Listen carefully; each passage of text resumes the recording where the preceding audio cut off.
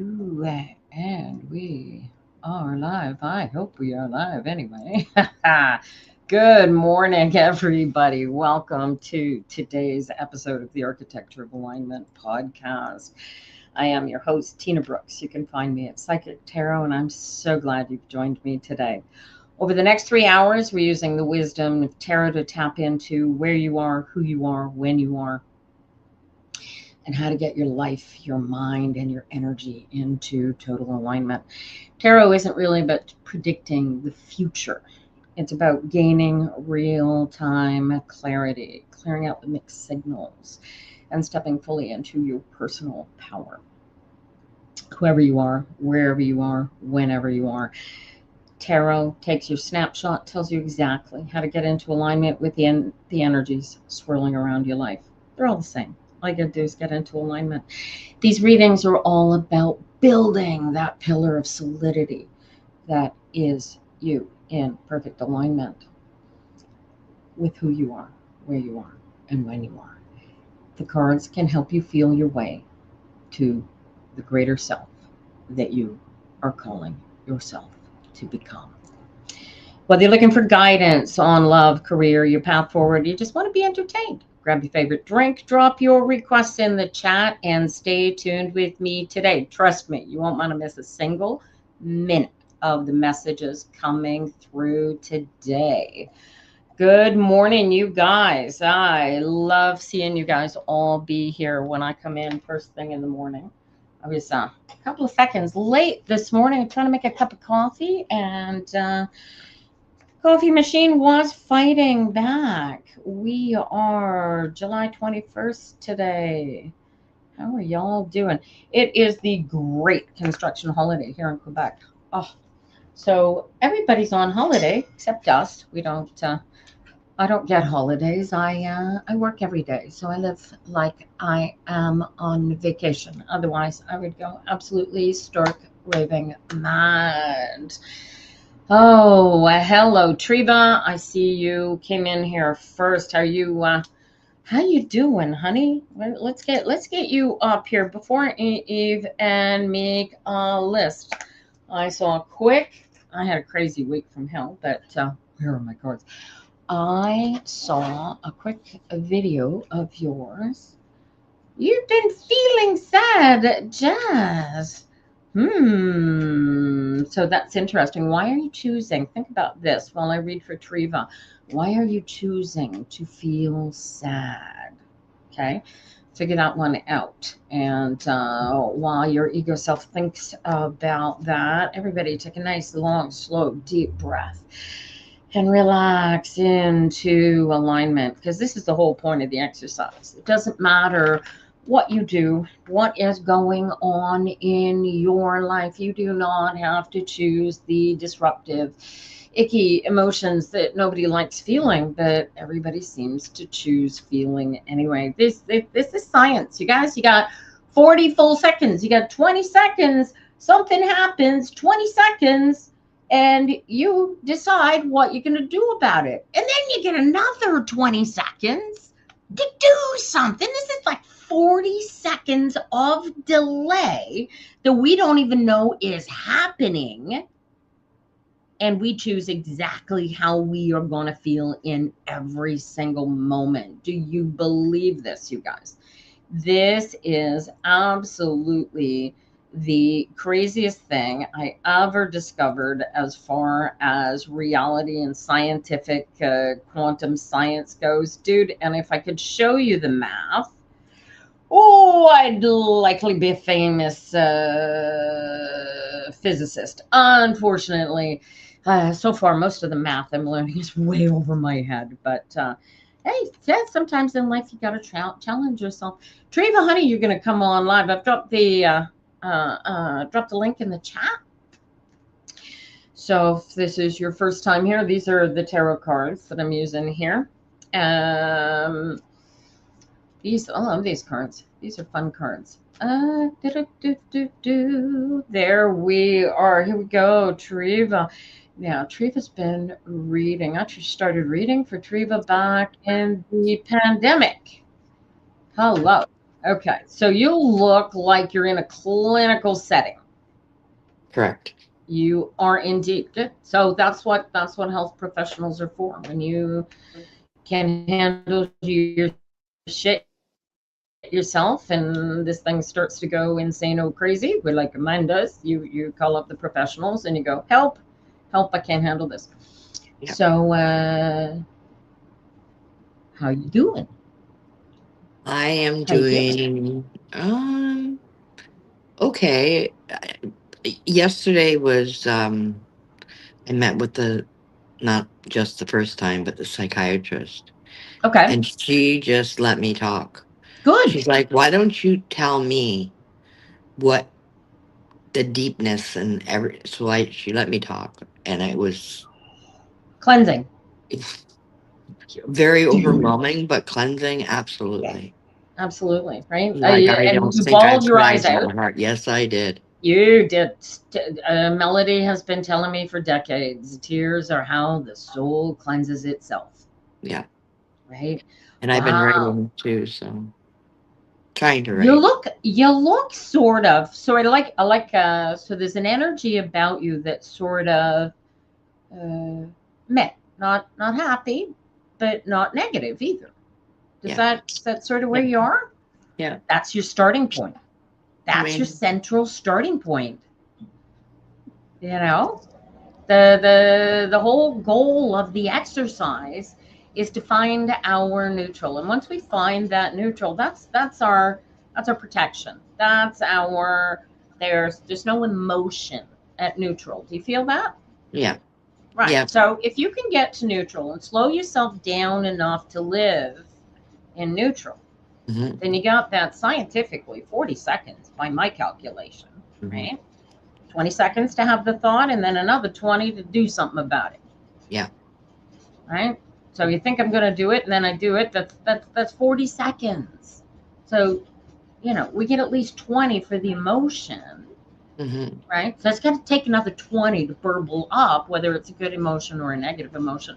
And from here, you get to go, huh, that's what that is. I don't have to feel anything more about it, right? Do you catching this? This is working for you, Yeah. right? And nobody else. This is what's crazy about what these cards taught me, right? All this personal power, all this energy, all of this sanity and solidity of self. Nobody can give this to you. They can't pump drugs into you to give it to you. You've got to build it yourself. You got to find that center and go, oh, oh, oh, there's my center. There's my neutral. Okay. All right. I got a place to go, right? There's Mhm. no pain here because we don't choose to feel pain when we're neutral. There's Yeah. no anger. We don't choose to feel anger when we're neutral. And as you are projecting, right now, I'm getting the sort of energy of I don't know what to feel, so I'm just going to not feel anything. Right? Do you feel the Mhm. comfort of that statement? Yeah. Yeah. Let I'd rather yourself feel this decide, than feel that. Mm. right? So why feel Mm. anything if you don't Yeah. have to? Yeah. Right? And that's Hmm. the beauty of talking. You don't even need professionals for that. You really the depth of conversation that you had with the shrink yesterday. How Hmm. deep of a conversation like that have you had with Lainey? All the time. Right? Do you feel the same sharing of the weight of the emotion? Right? Lainey doesn't give a shit about how you felt about it at the time. She didn't feel any of the emotion No. except the emotion that you brought up as you were sharing it. And what did she do? She comforted you to bring you back to what? Neutral. This is you in alignment. This is you going, I'm here. I got all my power. I'm alive. I'm awake. You're Hmm. in control. You know who you are, where you are, when you are. Yes. Yeah. And you get to decide. Are you got any drugs working in you at the moment? They're taking me off of one, Oh, and hello. they're just changing it a bit. Okay. I've been having nightmares of that. So Hmm. what's it's coming out? What it's all coming out. Yeah. Yeah. Yeah. Yeah, it's because when you open, this is the you can read all the spiritual books from history, right? When you open the gates of hell, all the demons come out. What do you Yeah. suppose the gates of hell are in a spiritual, as a individual and a human being, right? It's like, I never actually read Dante's Inferno, but this thing is a real powerful, magical machine. You know what I mean? Like, Hmm. we create all the demons that we carry around in our little box, and those are our personal demons. Don't you dare say anything negative about my demons. Those are my demons. But God Hmm. forbid you should have a similar demon in you, because I will curse you to hell. Yeah. Right? But this is the ego brain, and it's like we are mechanically programmed to think like that. Mm. Right? So the trick is, my mother used to say, a problem shared is a problem halved. Right? Um, the beauty of getting into alignment and being in and being in the neutral space, right? And shooting, you can shoot for this feeling. You go, okay, no, I want to go for neutral. I'm not even gonna go for happy. I just, like, this is just too weird and too scary and too painful and too all of that. I'm just gonna go through this in neutral, right?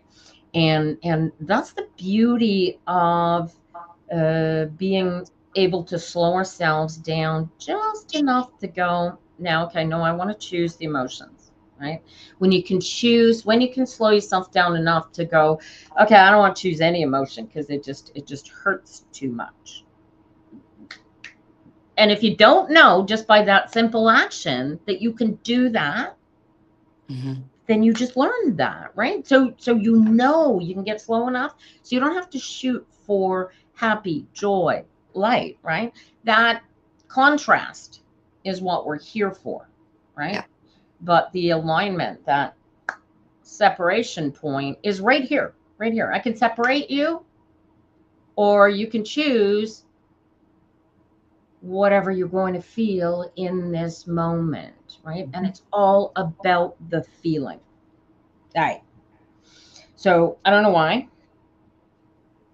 What did you learn something, feel something, experience something that you sort of feel like today you are kicking ashes off of your feet and kind of going, holy crap? Yeah.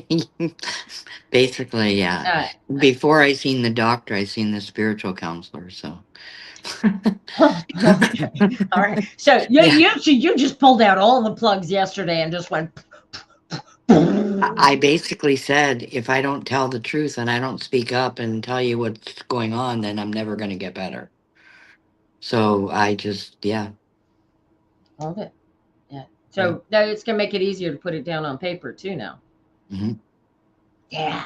And dude, oh guys, if you are watching this, find Triva and her socials, man, because this lady that has got the craziest story that she's gonna write down.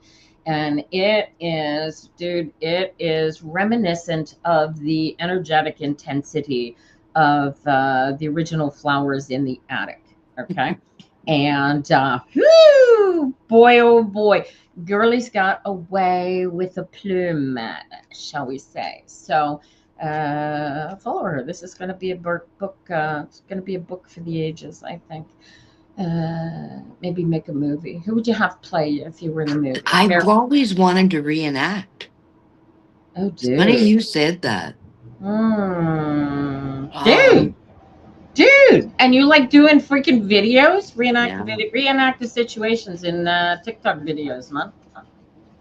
Oh man, that'd be fun. You can put on costumes and play. Yeah. Yeah, yeah, yeah. Yeah. Oh Yeah. man. Oh, see, that would be fun. There you go. And that will take all of the negative energy out of it and make the entire project fun for you. And talk about taking control of something that has held such negative power over you for decades Yeah. by turning it into a skit, Hmm. right? I one of the beauties of that I learned from, I haven't even turned the damn cards. Look at this. This is the alignment card right there. Look at that baby on the bottom. Uh, the beauty of being able to share your story over and over again not only takes the weight of it off of you, but it puts that message of healing out there for somebody else to see that maybe doesn't know that there is healing available for them too. Absolutely. Right? Yeah. It's a hell of a process, menti health. Tiffany calls it my menti health. Is it's not something that the world takes into great consideration, and far too many people hand their spiritual health over to other people, Mm-hmm.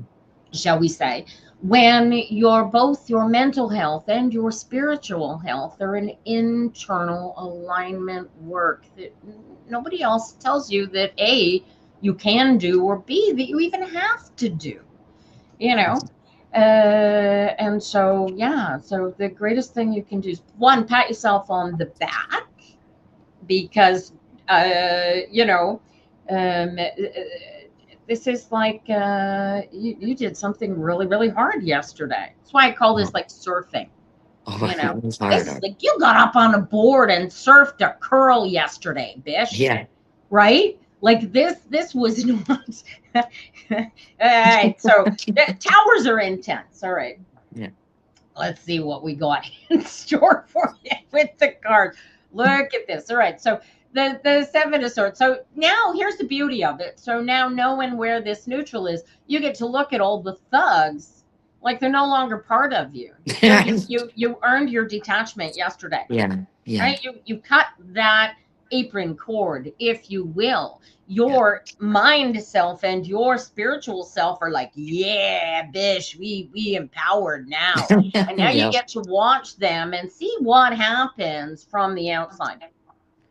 Now, this is a 7. This is the chaos card, right? So in witchcraft circles, in the Crowley Tarot magic concept, the 7s are about things being out of order, and you have an option of looking at them as negative. They're out of order. Oh my God. Or you can look at them and go, I don't have to worry about them falling into order.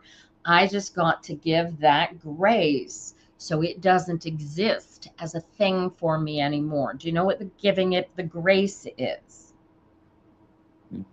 That's it. So here's your next step. And you'll go, are you insane? You're going to bless the cockroaches. You're going to thank God for the cockroaches. You get it? Mm-hmm. I love the ability to suddenly use the word cockroaches for people, but the point is they are not your people. They are not your light, your love, your energy for positivity and beneficial contrast in this meat suit existence. You know this. Mm-hmm. Yes. So you don't need to give them air, right? You let to the grace part comes when you look at them and go, your spirits will take care of you. May you find your light, and leave them there. Mm-hmm. Right? And that's giving them their grace. Right? You don't have to give them anything other than, oh, you exist. Have a good life. Did you catch this? Yeah. Right? You gave them all of your air already. You gave them all of your heart. You gave them all of yourself, and they ripped it out of you, stomped it down, treated it like garbage, and made everything that your ego inception said about you true and in existence. Mm-hmm. Right? And you compounded it over decades, and you woke up and went, wait a minute. That's not me. Wait, but it is me.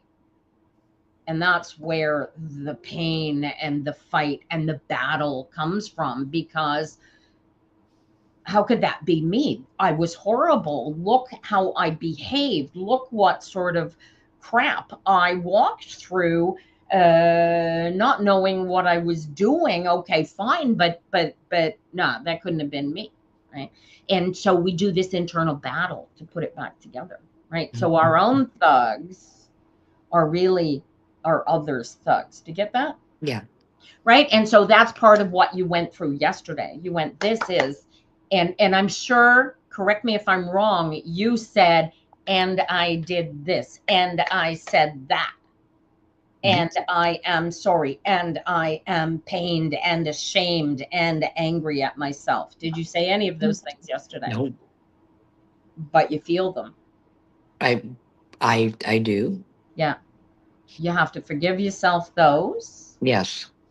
And this, where the grace comes in, you can say it to their spirits. You don't have to give it back to them, their meat suits, right?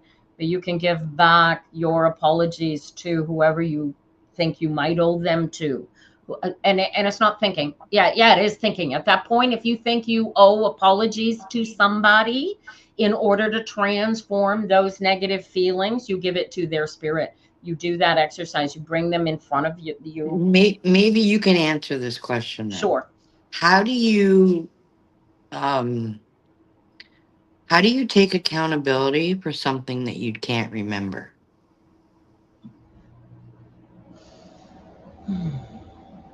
That's exactly what my doctor did. It's actually, here's the fun part of it. It doesn't matter whether you remember it or not. Yeah.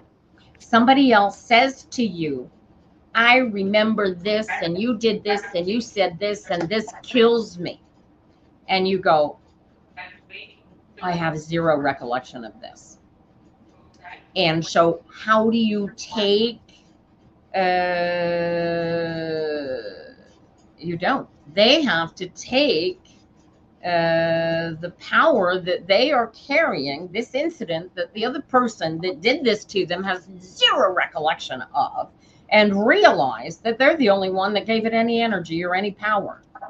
Because at the time, where you were, who you were, what you were, when you were, didn't have the depth of person to realize that you were creating for this other person what this person created with what you said, did, or do you get it? Like, we both create things. Tell you this great story. I was a model, as a teenager, photographer's model, did a lot of gigs where people took my photograph.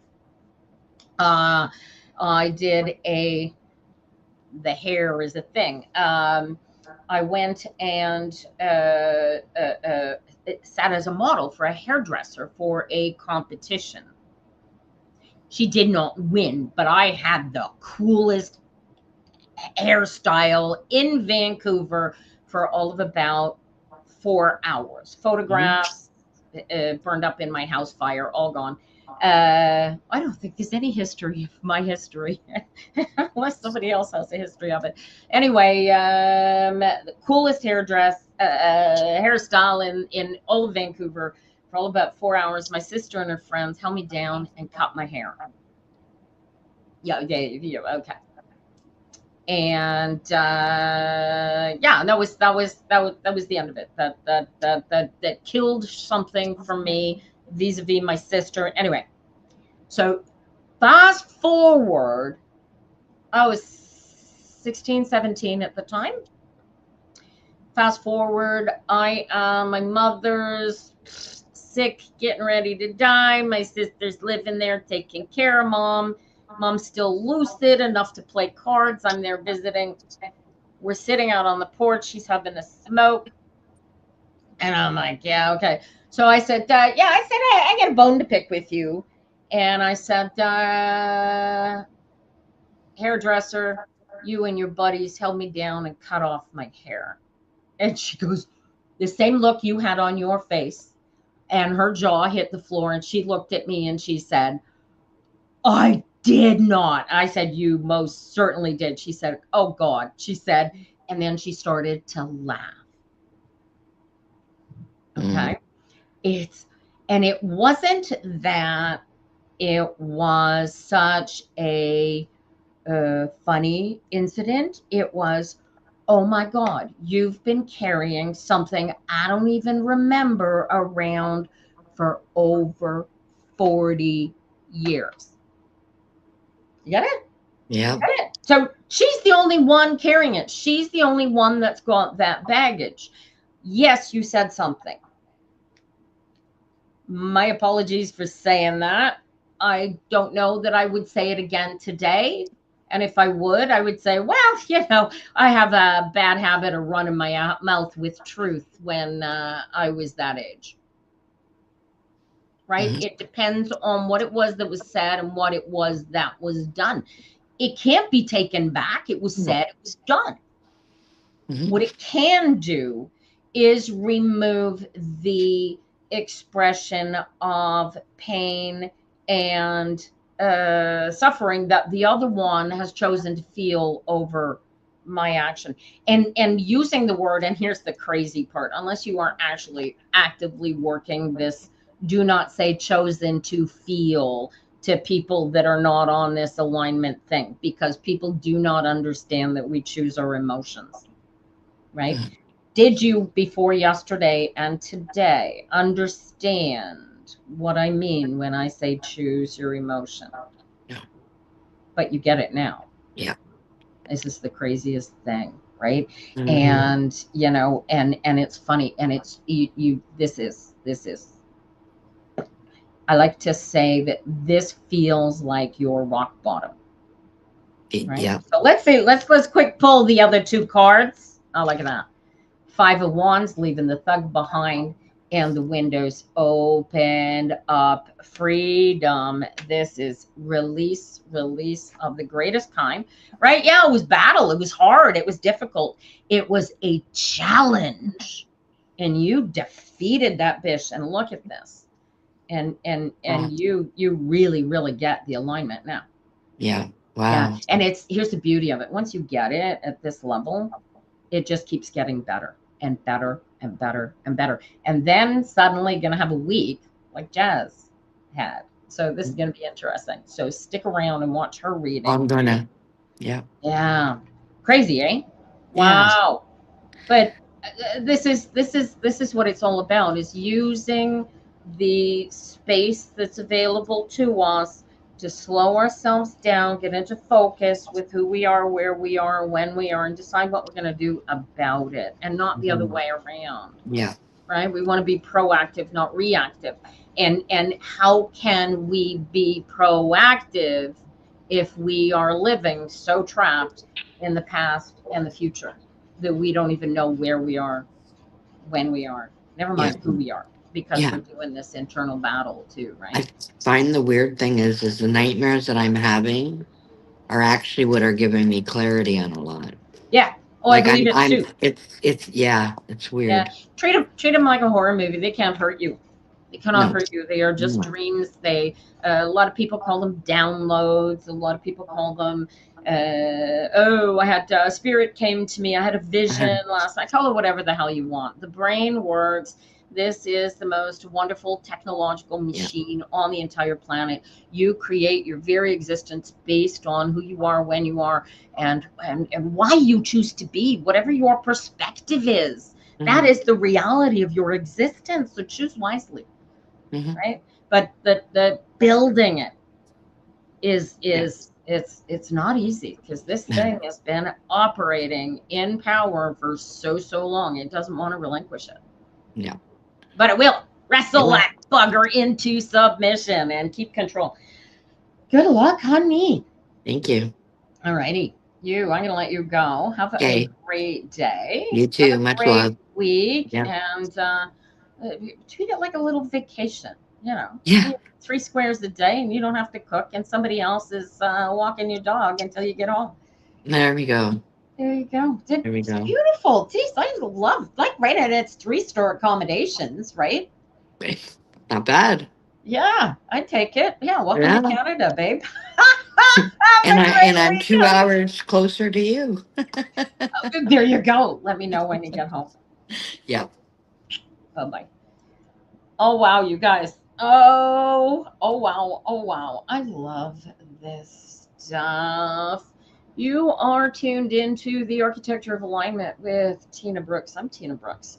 And you can find me if you want to get your tarot cards did and not on this show. You can hook up with me at psychictarot.ca. It is currently 9:31 a.m. Eastern Time, July 21st, 2026.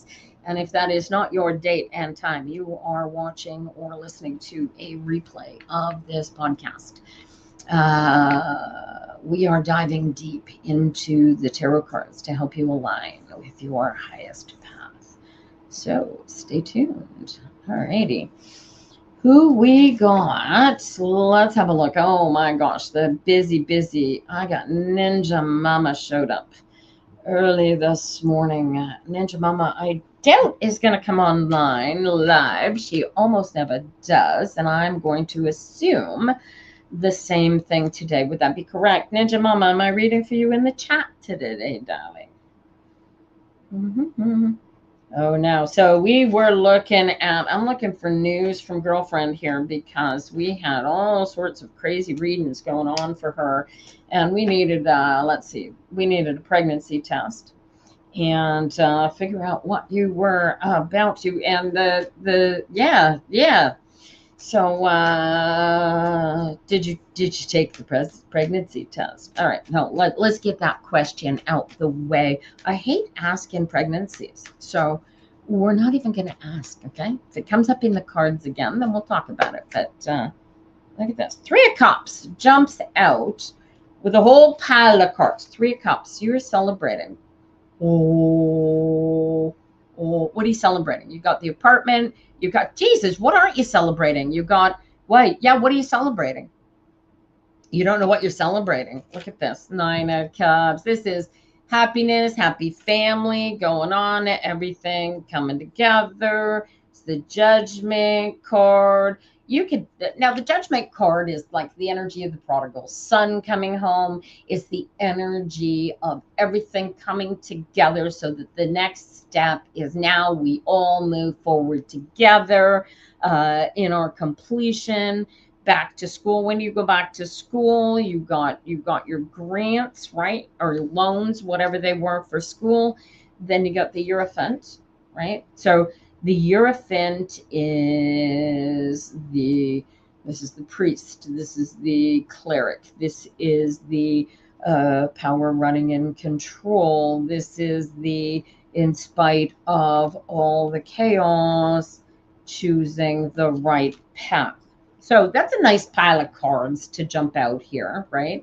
So you start school back at the September 8th. And I get the King of Wands jumping out here. Look at you.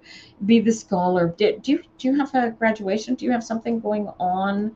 Accolades of some bizarre sort before September? Is this just pat yourself on the back because you freaking deserve it, girlfriend? Right? When we think about retake chemistry as an extra, go do the chemistry, right? Here's the beauty of, watch this, do the chemistry as an extra, and here's why. Okay, because all of the easy stuff you can ignore and focus on the stuff that you didn't get right the first time around. You get this? So every time you redo the chemistry, the brain clicks more into how it works, right? You're going to get better marks. You could get top marks in the class. Wouldn't that blow your flicking mind, right? What it also does is, right, because you're afraid of it, you don't like it, this is the hardest, this is a challenge for you. This is a challenge, dude. You should take it just so you can kick its freaking ass. You know what I'm saying? Look at this.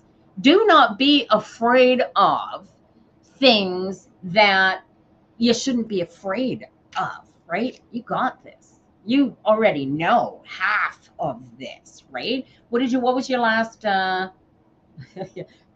go do that, and then you need chemistry more in what you are doing than you need physics. I need physics because I'm doing the spiritual thing. You need chemistry because there's a little bit of science involved in your pathway. You get it? This is your challenge to yourself. What it does, it gives you the ability to go, look at that. Not only did I kick that bugger's arse, I scored the highest mark in the class. Okay. That might not happen, by the way, but I'll tell you what was your last score? What was the last score? You got into the early education, right? Exactly. But watch this. What was the last score that you had on a chemistry, on your chemistry mark? What was your running average in chemistry before you dropped it to switch to early education? Because dropping it doesn't mean it ceases to exist. You know, you can always pick it back up. Da, da, da, da. What was the last score that you got? I love this. 60. Right? So you're 2/3 of the way there. All you need is, right? So you only really need to focus. You walk into there, the prof, and you go, dude, I'm easy, right? I don't want you to treat this like you're going to plan it to try again. I want you to treat this like you are going in there and you are going to kick this damn class's arse, because you got this. You totally got this. Look at you.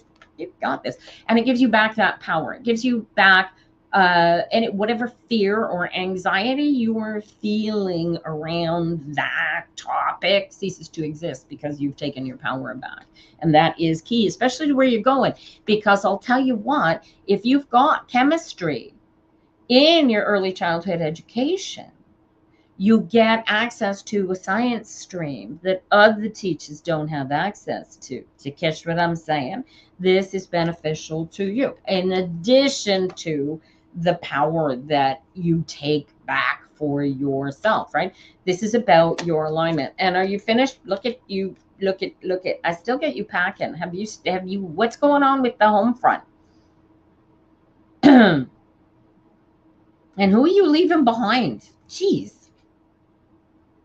100%. Alignment is everything, right? So this is, so how does this work? You leaving behind hubby, you moving into you're packing, you're downsizing. Okay, good. But you still feel what's on why are you on the outside looking in? Where are you feeling excluded here? What do you need to put together to successfully walk down this challenge? Feel your way through this. Packing, downsizing. Do you feel like you're wasting your time packing because the apartment's never going to come? You're still looking. Yeah, I get this. All right. Did you talk to the priest? Did you talk to, I don't even know who else to. The creativity was always the thing. This is your challenge, right? You could take this on as devil's in the details again. King of Coins comes into play. No places with 3 or 4 bedroom. Can you get creative with? Can you get creative and turn a 2 bedroom into a 3 bedroom? Is what glad it. You know, I mean, I know we all need space, but holy crowley, that is life, right? This is intellectual. This is the Ace of Swords. This is messages getting out there. Did you put an ad on Facebook? Did you put an ad up at the local? Her dad's getting ready to. Oh, I love that. The medium. Then her dad's getting. Ooh, all right, but can you afford the place? You have a better medium ability than no idea how to do it though. Really? Well, how does she think you are? So here's the funny thing. As far as medium ability goes, I think we all have the same ability, right? And if you want to see somebody who I think has a really cool ability, there's this comedian called Peter something or other, and he is the comedian psychic, and he's I don't know why he's a comedian, because he's just reading people's crazy questions, right, and reading the answers out of the ether. So but everybody can do it. If I can get in touch and I can hear this voice, and other people can say to me, "Oh, I hear Melody's voice. Well, I hear Abraham Hicks's voice, and I hear the Jesus voice that Treva hears." Right? When I read the card. So if I can hear those voices, everybody can hear those voices. You know what I'm saying? This isn't magic. This isn't something special or anything else. This is science at its deepest level, right? A spirit already oh, well, let's do that. All right, so spirits are really cool. The Melody card is your spirit. That is, everybody's got a melody. If Holly were here today, she would tell you, I believe she's working or Tuesdays, unfortunately she started her new job, but she would tell you that the spirit is the thing, right? There you go, Queen of Cups. So the you have no idea. You have to choose to feel your way into the spirit. So so what you've got to do is tell your spirit, okay, dude, I am totally ready. I am open. I want to hear your voice. And you got to take a nice deep breath and relax into yourself and say, I am ready, and wait to feel for the voice. And you won't hear it like this. You will feel it here. You might have a vision. I got a Tinkerbell. I got a light came bubbling into my room like this. Imagine the brain is a very powerful trick, right? The brain creates all sorts of images within sounds, scents, physical feelings. People can remember. You will feel them again, right?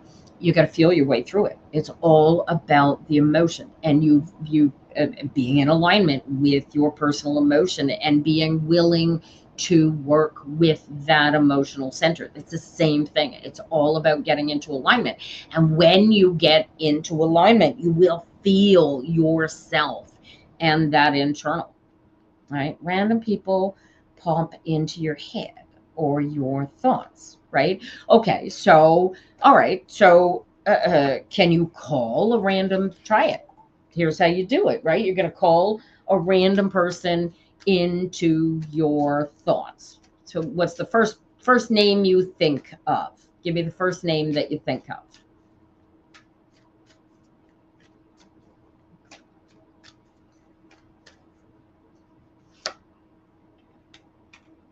You do, right? And do you? I got an Ace of Pentacles. So, right, this is the energy. You start with the meat suit. You go, okay, who am I thinking about? What does he look like? Can you describe him? You got a name, Sherry. Is there a Sherry watching the episode? What can you tell us about Sherry? If Sherry's watching the episode, they can come on, right? So Sherry, right? So you feel your way through what you're looking for. Do you know what the connection to Sherry is, right? And that feeling of Sherry could take you all sorts of places, right? But your focus on it, your alignment with it, is what is going to release the voice. Short hair, shoulder length. There you go, right? So that's how you do it, right? And if you've got, maybe there's a Sherry watching the episode that fits this description. Oh, it'd be crazy cool if they were. They can pop a hello, that's me into the chat, which would blow your mind, right? But understand that you go inside, you get into alignment, you feel that energy, and the energy will speak to you. Do you get this? But it's a practice. It's a practice. This is an 8, right? It's alignment. It's a practice. It's not something that's going to happen overnight. You got to keep practicing it. You get it? So, where can you do that? Can you get on TikTok and do that with all those crazy people on there? Right? And then there's research, right? You got to work on it, right? There's also research. You got to figure out how to do what you are guided to do, to expand that, to empower that, to get better at that, right? It's just practice. It's not, I didn't wake up yesterday morning knowing how to read these tarot cards. I started with playing cards when I was 14 years old. My grandmother taught me. Poker deck, dude, I can read you on a poker deck. Okay. And then I was 17, and I found God's gift to, not these ones, no, my Crowley Toth tarot, and God's a gift to tarot. I love that deck. I love it. And you're scared to go live. So you're scared. Why are you scared? She knew I read cards. Oh, right. So, you know what? Put on a costume, create a persona that isn't you, that is somebody else, that nobody can connect to you, and then go live. You know what I mean? The only people who will know it is you, whereas people who know that that you tell, this is me. You know what I'm saying? Like if you put a paper bag over your head and you went as the unknown tarot reader. Oh God, I want to do that. Do not steal my idea. That sounds like fun, right? The other idea I had was you could. I had a cool idea. You could be the naked tarot reader. I am a little old and don't have the body for it, although I'm pretty sure there are those who would like it. But do the tarot readings, but only from the neck down, so that you never see the face, right? Haha. And yeah, but you'd have to run it, I think, on OnlyFans or something, because you couldn't. I don't know if YouTube would let you run it. I know TikTok would. Dear God, you can't do pedophilia, but you can. Oh my God, what they have on. You're a bit chunky. Hey, guys, there are guys that like, more cushion for the pushing, Not everybody likes a skinny girl, right? I'm all about that bass, about that bass, about that bass, That's how that works. That's how that works. There is somebody for everybody. So the trick is to be yourself, and that's somebody. Dude, how many kids you got now? Oh, by the way, so you did the pregnancy test. You did not get a positive on you. What happened? Do. Which puts you in the challenge again. So yeah, there's 4. Is there number 5 is didn't stick, eh? Got an Ace of Swords. Are you thinking of getting a snip?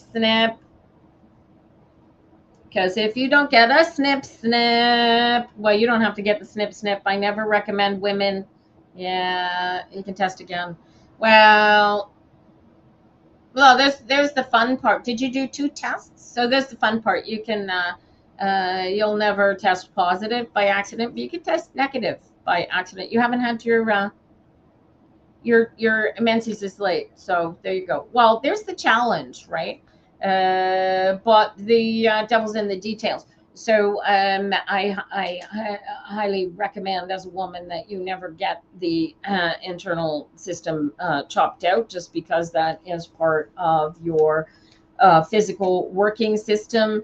As I've said 5 also. Well, if you don't get the snip, the challenge is to bring number 5 into existence, because whatever energy you 2 are carrying, you keep wanting to create this baby into existence. Running the risk of creating twins, though, is it's dude, you knowing those knowing that you got the possibility of twins. Which one of you has twins in your parentage? Do you? All right.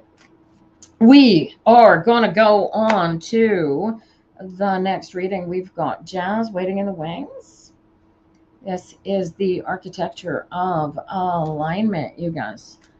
We are going to wait until after I finish school, so I'm going to go back on birth control. Well, that's wise. Wisdom. He's got the twins, right? So they, So my sister got the twins. I got off lucky. My daughter absorbed what was likely a paternal twin, which is 2 separate amniotic sacs. because it didn't make it past cell multiplication stage, and it became an anomaly that is in a jar at I don't know if they've still got it in a jar, by the way, you guys, but it was in a jar at McGill University Hospital, and they were testing it and doing all sorts of funky things with it. I don't know what they did with it after, but it was just a mass of cells. You're going to test again today. Well, fingers crossed. I'd prepare yourself for a Menses. These cards are so the strength card is coming up here. So you get to deal with the, oh darn, it's not here energy. I'm thinking if it's, I really don't know how you're looking at this, but the strength card is stick your head in the lion's mouth and your worst nightmare is about to happen. And I use nightmare very, very loosely, right? Dude, this is a great challenge, right? And either he gets a snip, which is no big deal. It's rare, boys. It's the V word. It's a vasectomy. It's not a big deal. It doesn't change your ability to function. It doesn't make you less of a man. What it does do is it prevents your favorite person in the whole world from having to go through massive physical surgery that will lay her flat on the back for several weeks when it's totally unnecessary, unless she's given birth, in which case, shit happens. But, go get the vasectomy, or you are seriously going to continue challenging the two of you to have number five. The only way to block it is, that or stop doing the horizontal bop, dude. Yeah, the pill is your friend. And wait. By the way, wait 2 months to establish the medicine before you stop using the gloves. You know what I'm saying? Okay. So, like, wrap it or slap it. You know how that works, right? All right, we're going to bring Jazz on here, you guys. And Jazz is grasped alignment really cool 2 weeks ago. Hello. How you doing? Doing better. I just decided to do that alignment practice just to get me calm. So it's like that calm. Alrighty. I have an air conditioner running, and you have one of those soft whispery voices. So I got to turn off my air conditioner. So I'm going to let our friends stare at an empty screen, which looks like almost empty, for a half a second while I turn off the air conditioning. Maybe like that.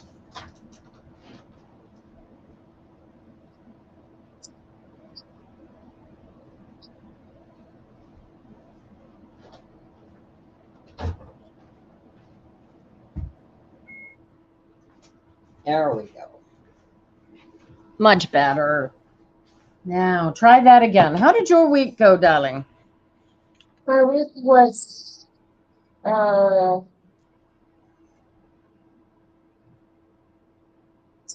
week went good, except when I was getting into that emotional state and I let my emotions get the best of me.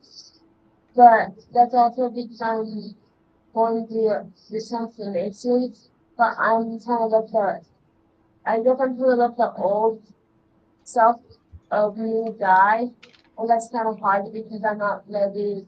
I'm my own person who's blocking my uh, alignment in certain ways. Because then I get mad at myself. I guess I'm supposed to have this big thing just coming tomorrow, but they had to kind of delay it because they said that I'm not like I need to figure out things. If I keep the same things, it's not gonna like. You need to do what? I need to figure out certain things. There's things. I guess I might be holding on to things in my room that I'm not supposed to be holding on to anymore. and I'm supposed to be letting go of things. You have to divest of your belongings. Pretty much, yeah. Whose directive is that, my friend? It started moving and then that and don't give since last November. Are you moving?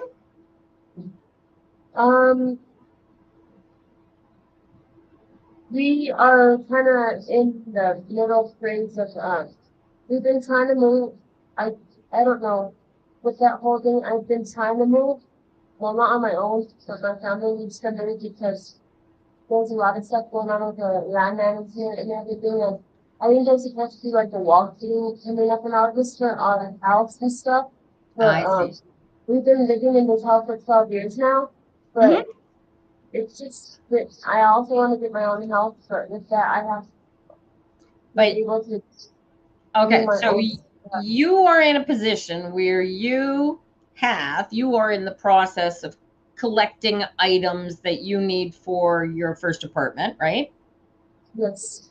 But you need to have your bedroom, your room in your home cleared out of all your stuff because there's people doing walkthroughs on the property. Is that my understanding? Yes. Okay. But you don't want to get rid of this stuff because it has import or value of some sort to you, correct?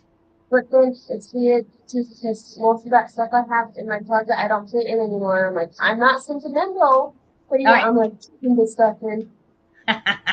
All right. So let's get you back into alignment. Take a nice deep breath. Do you want I want you to feel for these answers, okay? Do you want to keep these belongings?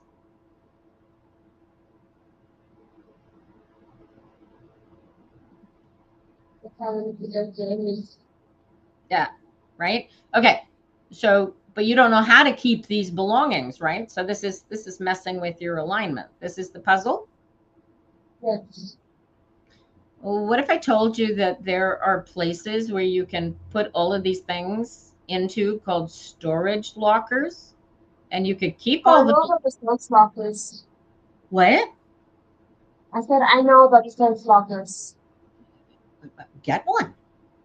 Everything you want to keep that you need to get out of that room, put it in a storage locker. That's what they're for. And it doesn't have to be in the building that you live in. You could go rent a locket and start accumulating your apartment belongings in a locker. A friend of mine did that before she got her first apartment. And it cost her a portion of what she was going to end up paying in rent anyway. So I mean, back in the day, I mean, it really, Yeah. I think it was It was a lot more 39. cheaper. Yeah, my girl was paying $39 a month, I think, for her locker was almost the size of this room that I'm sitting in. So, and then you just pack everything up that you can't keep in this space for whatever reason. Keep only the stuff that you need immediately and in your daily existence. Put everything else in the storage locker or get rid of it. Right? Yes. If it doesn't have enough value for you to want to put it into a paid storage locker, You get rid of it. then you've got an attachment to a thing that has no value to you. Do you get it? Yes. So this is the little emotional battle you're playing with yourself because somebody else has said, go get rid of your shit. And you're like, wait a minute, that's my shit. I should get to decide if I have to get rid of my shit or not. Hear the ego battle? This is what you went through this week, And isn't that's it? the same battle that I go through with my kids team. I mean, they're like, you need to put this in the room. And I'm like, you're not It's saying my it earlier. stuff. So then I'm like, you're not putting it in. And they're like, but you live in our house. And I said, I live in your house, but it's my room. No, yeah, but at the end of the day, it's not your room. It's a room in their house that they rent to you, right? That's true. Yeah. So, right, if you go rent for yourself a storage locker and you accumulate all of your stuff in there, that's your room. You get that? That's your room. Nobody else can say to you, "Oh, take your stuff out of there." I mean, unless you don't pay for the locker. right? But you can set up a monthly payment for your locker. Put all you can. It's a shame that storage lockers can't become apartments for some people, because some people could live in that kind of space. You know what I'm saying? But yeah, you find your solution by making the anxiety of the situation have no power, right? Yeah, you got to get your stuff out of that room. It's his house. He wants to sell it. He needs to sell it. If he was just your roommate, he'd be, listen, I need you to clear out that room, right? Mind you, if it was a roommate and I was paying them for the space that I was living And they in, weren't listening to you, and they were being lazy and like being like you haven't in the bathroom and starting to get mold right, with you like that's not my fault. It's your right. fault if I tell you to clean the bathroom and you're not doing it. Yeah. Well, see, right. So that's the thing, right? It is your space in as much as it is loaned to you while you live there. And you get the gratitude as an adult, you get the honor of reaching for the emotion of gratitude, because there are a lot of 24-year-olds that don't have the luxury that you have. Yes, too. Okay. You don't have to go out and figure out, oh my God, how am I going to come up with groceries where I've got 2 weeks left in the end of the month and I've only got 1 week of money left. You know what I That's mean? true. Like this is, you don't Like have that issue. the You, rent's gone or their right. groceries are gone. I have my grocery money every week. Yeah. So he's not, he's his, as so the ego battle becomes he's not asking for much. He just wants the place clean and empty so that he can sell it. Yeah. Right, yeah, so that's the thing. You've got a back fear too, that okay, what's going to happen to me? Are we moving? Do I have to find my own place? Like, what's happening here? Are you getting a place that includes me, or what are you doing? Like, have you had Exactly. that?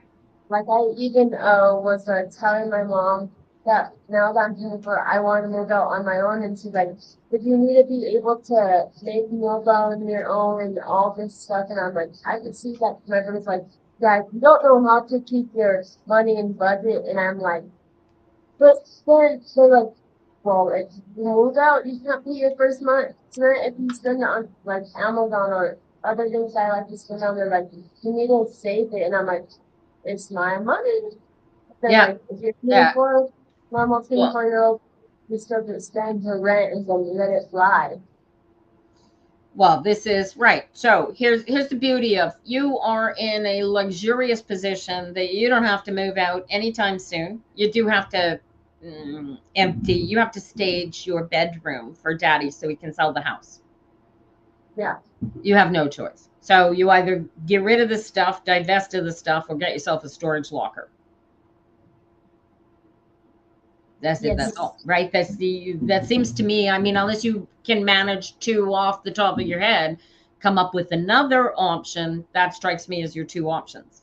But he says get it out of there. You can choose to be sad and upset and angry if you choose to, but your power comes back when you go, no problem, and you take power of the situation by going, yeah, all right, I'm getting rid of the stuff. And that's the question. Do you have enough stuff that you need to keep that should go into a storage locker? And only you can decide that, because that's your stuff. You know what I'm saying? Yes. And I will tell you this, as a human being who has lost everything that I own twice now in my history, it's just stuff. And you will divest of all of it. And in another 5 years, you'll have the same amount of stuff and you'll wonder where the hell it all came from. Okay. Yeah. So, And you become like one of those hoarders and be all like, where did I yeah. get all these magazines from? Where did I get so, All right. So this becomes, this becomes the practice, right? Something happened that bothered you, and in the alignment conversation, you chose to feel sad and angry about it, rather than to stay in alignment and go, okay, what's the solution, and feel your way to the. I got the solution for you instantly. Right? Do you see yes. that? Right? You spent the whole week angry and upset at your dad, without a solution when all you had to do was get into alignment and the solution was right there. Right? So the alignment becomes whatever the upset is, whatever the question is, whatever the anxiety is, the alignment becomes the answer. That's the practice. Yes. Right? Always look for the alignment. How do I align with this situation? I got to get rid of all of my crap. But I don't want to get, no, I'm not getting rid of all of my crap. How can I deal with this? Right? And if you don't know, you can use something like AI and go, okay, this is my situation and I'm hurt and angry about it, but what are my options for solutions so I can keep my stuff? And I'm pretty sure AI would say, somebody run this on an AI that's watching this. Run the AI and ask what the solutions are for somebody in that situation. And I assure you, one of the solutions will be get yourself a storage locker. You're a grown woman. It's all about the practice, right? So, Why you want to be angry at your dad? He's trying to improve everybody's life. He's trying to take care of everybody. He's got the new job. He's trying to, right? He wants to downsize. His expenses do not need to be as high as they are with this house when they can be lower. I know, but You're planning. I also get mad too because like we have uncles who sell houses and they even told me one time they were like, you can get a house from us, but he never takes it off and he's like he just does he's not so I'm surprised that my dad even likes being around us because the way he's old uncles, he doesn't go to their houses, doesn't go to their events, and I'm like, I'm surprised he even like looking at us like his dad. That's Oh why my I get God. mad at him because he acts like, you know, he has his own set ways, and when I get my own set of ways, so like, you can't have those ways, or those are the crafts. He's a king of He's a king of pentacles. I don't need to remind you what sort of a man we are dealing with. He's a penny pincher to begin with, right? Yes. Right? He's a family provider. His first goal is to make sure his family is taken care of, right? Mhm. Right? His anxiety comes from not being able to do those things. Okay. Right? So his disruption is different from yours. When he's out of alignment, he's trying to get into whether he's trying to get into alignment or not is irrelevant, right? He needs his house to be in order because he needs to sell it, and you're in his way. You get that? Yes. That's his alignment. So how does he get into alignment? He tells you to get into alignment my way or the highway, bish. Except he's your dad, so he's not telling you line up or get out. Yeah. He's telling you, I need you to stage this play. He was probably really kind and delicate when he said it to you too, right? Yes. Yeah, he turns it out. He Right. always has. So this is what I said when I tell you guys over and over again, we choose our emotions. We choose how we are going to feel about a situation in this particular situation, because it's not a big deal. Is it a big deal to spend what, $50 a month or $100 a month to keep No. your stuff? No, because you're going to spend at least that much on your apartment when you move out anyway, right? Yes. Now, watch this. Here's another exercise for you, because if you haven't done it, shame on you, but you need a life plan. You need a financial budget. You have the job, you may be making enough money to get yourself a place with a roommate, or maybe in a dormitory type situation where you're sharing with a group of people. Whatever, you have the ability to go out and get your own place so that you're no longer living under your family's roof, right? And Yes. your luxury right now is you have the ability to not only create the budget that is going to make it feasible that you can, like your mother's saying, she's just like, you spend all your money. Mhm. But it's your money. Spend it if you like. My wise sage advice to you, and here's the practice, is when you're in alignment, you go, I want to move out. How am I going to move out? I don't know. I don't know how to afford the moving out. So how do I afford the moving out? And then you walk through, you create a financial budget. Right? There's you've seen the guy on TikTok that gives everybody a financial budget. Surely that pops up in your stream. the food will not want you to be confident in my foods like love life or like love advice, but not like um there's this guy that I used to watch called David Ramsey when I was in high school Okay. about budgeting to money, and I'm like, maybe I need to get fast from him, but then my brother's like, if you spend all that money on him, that's not budgeting your money, you're just giving someone else your Yes. money. Yeah. So no, a budget. It's easy enough to figure out. You go, okay, what's the first thing you need to deal with when you move out on your own? Well, your rent, obviously. But Well, yes, first off, you need the job. If you got the job, you're yes. ready to go. But you need the rent. So typically, when I was a little girl and we were doing budgeting, they don't do it in school anymore, apparently. I wish they would do that. It was one week's salary was what you would budget um, for your rent. Okay. Yes. Well, now they're telling me no. There's no way. If I wanna get a place to live, it's gonna cost me 3 times my salary. So my thing is, if it's gonna cost you, right? So looking at, you could get, I just look at shit like that because I like shit like that. Oh, yeah. You could get, if you lived in and around my area, Montreal, whatever, you could get a 1 room setup in a shared house, right? You'd have kitchen privileges. You could get a Oh, really yes. nice place, anywhere between $500 and $1,000 a month. So then you look at your take home pay and you go, okay, I need to make $1,000 a month to have my own 1 bedroom apartment, or $500 a month if I'm going to share my apartment. And the more people you share bedrooms with, the cheaper the rent becomes. By the way, you guys, that's how that works. I also tell myself that it's budgeting money. When I start doing it and start planning out for my house and stuff, because I know like the house my mom pays right now for all of us Mm-hmm. is about like maybe 1,800, but it's gonna be going up soon.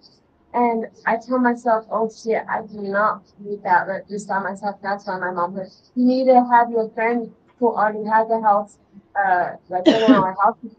And you share the cost. Yeah. Yeah, and then I'm telling myself too, but I don't also want to work for myself all at work and be like, I have to work so hard just for my money at my job and stuff. Even though it's a new job, I don't want to work out my second job. Like, okay, I got this $1,200 at work. Where else we go back? Right. So this is your task. And then so what you should be doing is treating that, whatever that budget amount is for your rent, figure out what it is where you live, because it could be the same as here and it could be higher. It might even be lower in some places. That you could probably get a room for $200 a month. You know what I'm saying? So you got to figure out what your cost is, what you're able to afford based on what you're currently earning, right? And that is 1 week's take home salary. And if you can't on your take home salary find places for that, then you need a better job. True. Or you need a worse apartment. Yes. Right? There's a trade off, right? If so there's a difference between a 2-star accommodation and 5-star accommodations. The same thing occurs in apartment hunting. So you figure out what your rent is, right? And you take that, and your mom is right. You're not saving. What your mom is not telling you is what she wants you to do is treat your savings account as if you were paying for those expenses on your own. And sock those away every month so you see whether or not you can do it. And when you discover that every month all of your expenses are covered because you've created that habit, and you've got 6, 8, 12, however many months of expenses accumulated, and if you do it right, it will earn a nice interest return. Right? By the time you are in the practice of covering all of your expenses, while you're in the luxury of being able to practice this, right? Pretend you're buying groceries every week. Figure out if I were buying my own groceries, what would I eat for breakfast? What would I eat for lunch? And what would I eat for dinner? Snacks. Put it all in your budget, right? If you want to allow for the latte you pick up at the mall on your way into work, Oh yeah. right? Include that in the budget. And if you can't afford it, figure out how to get the latte so you can afford it. You know, That's what I have to work on and being able to afford stuff because sometimes I go to the store and go over my budget and be like, okay, my budget climbs and I'm like, oh, and I'm like, maybe let me put more items back there. I'm like, nope, still decline. got it. That's it. So ultimately, that's your week. And here, this is your challenge, right? You want to be in charge. You want to run the space. You want to be Jazz. This is your challenge to yourself. You need to be in control. You need to show here, dude. You are neurodivergent. Yes. Yes. You need to prove to the people that you grew up living around that you are not as broken, as feeble, as stupid, as ignorant, as whatever Or as you childlike. think they think you are. That's true. You get it? I was It's just none of telling my your mom the business. other day since I know that it takes me slower to learn, and then I get mad at myself because it takes me a slower process. And then Yeah. he's like, yeah, you learn differently. You just need to understand that. And I'm like, I guess I don't understand that. And I get mad at myself and be like, okay, Yeah. I can't do it. Yeah. Well, knock it off because it's none of your business what they think of you. You get it? It's your business. What are you proud of what you're capable of doing? Yes, I Then am. that is the I'm only proud. person that matters. Your mother doesn't matter. You take this power and own it, girlfriend, because nobody else is going to give it to you, not even your own mother. True. Your I mother believe in still sees myself. you. You know, you are still her baby. You will always be her baby. I You believe will in always. myself. Is your brother neurodivergent as well? No, No, he it's likely not. is. He's just not as neurodivergent, right? I And know. here, I by the just see way, science and things like so is I'm your not divergent. And I'm like, I think you are. He's like, no, I'm not. And I'm like, I think you just learn to maybe get stressed out more. Because I never get stressed out. I'm like, I know when you get yeah, stressed out. I'm like, boys are different. Boys are different, and boys are taught from birth not to feel their feelings. You remember at the it's top of still the show. Remember at the top of the show, I told Treva, neutral, it's no emotion is the default. Where'd your brother go? Where'd your father go? good. You get it? Yes, I get it. Yeah. He wants you to control his emotions because he either stuffs his or chooses not to feel his. Do you get it? Yes. That's the mechanics of other people, which is why I say what they think of how you deal with yourself is none of their business. Right? Your science is that this is your body. This is your energy. This is your space. This is who you choose to be. This is where you are. This is when you are. And this is your circumstance. Now, with that power in hand, what are you going to do about it? And that's what you need to be in alignment to feel your way through. You get it? Yes. So choosing to be out of alignment for you just wasted a whole week. Ooh, Yes. yeah, I'm not doing that. I get feel that. Go, oh, geez, I just wasted a week for choosing that negative emotion. That's I'm true. not doing that again. Get this puppy on board because the more the ego self is on board for this alignment, the better it works, right? And you're young yet. You don't have 40 years or 60 years of garbage to deal with like women like Yes. my age and Treva's age got to deal with. That's how my mom told me right now, trying to understand all this stuff. And it's like, I don't quite understand it, but you're my biggest teacher. And I'm like, yeah, I'm your biggest teacher. Get your mom doing it too. She'll love it. She'll become her best self in spite of your dad and all his anti-woo sentiment. Yes. Oh, my darling. Oh, you'll have a better week this week, I think, huh? Yes. All righty. Good. So this This is the whole point of the exercise, right? Doesn't matter how yesterday went. It doesn't matter how tomorrow's going to go. It matters how you feel right here, right now. And if you don't feel good, why are you choosing not to feel good?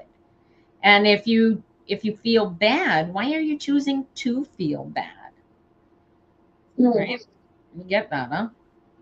Yes. And that's the fun. So, I mean, you got to wake up in the morning, and if you don't know how to put it together, relax until you feel the pathway to put whatever you got to put together. You know what I'm saying? Let the alignment be your guide. That's where your power is. Use it, own it, become one with it all day, every day. And the second that you choose anything other than, because it's not going to come along for the negative. It's going to look at you and go, no, I'm not doing negative emotion. That's no fun. Go away. I didn't come here for the negative emotion. We're better than that. And it will let you flounder in the poop. It will let you spend the entire week bawling your eyes out going, are you done? Are you done? Are you done feeling sorry for yourself, girl? Right? Do you get that? Like the ego self will drag you down and give you reasons to feel worse all day, every day, because it is not in alignment. When you're in alignment, you don't do that to yourself. You're not knocking yourself. You're not at peace inner self. You're at peace with yourself in your life when you're not with. Yeah. I want you to internalize it though, Jazz. When you talk about it, I want you to internalize it, feel the words, right? I am at peace. I feel the peace. Because if you don't feel the peace, your brain will go, no, you're not at peace. You're all bent out of shape. You go, no, I'm not listening to you. I'm choosing peace. And your brain will go, oh, this feels kind of nice. And it'll relax too, right? And that's the whole point of the alignment, right? Like what Treva discovered yesterday. If you're carrying, right, you're carrying 24 years of baggage. And you don't even know what the baggage is because you're only 24 yet. So you haven't even seen the sorts of things of life that Treva and I have seen. You know what I mean? Yes. But you still got your own baggage that you have to look at and go, oh, that was me. So, right, like one of the big bags that you get to deal with is how you feel your family sees you. Yes. Right? And so your trick of alignment is to find a way to live yourself, your clarity, your alignment, your solidity in spite of how they treat you. True. Right? Because how they treat you may or may not change. But here's the beauty of it.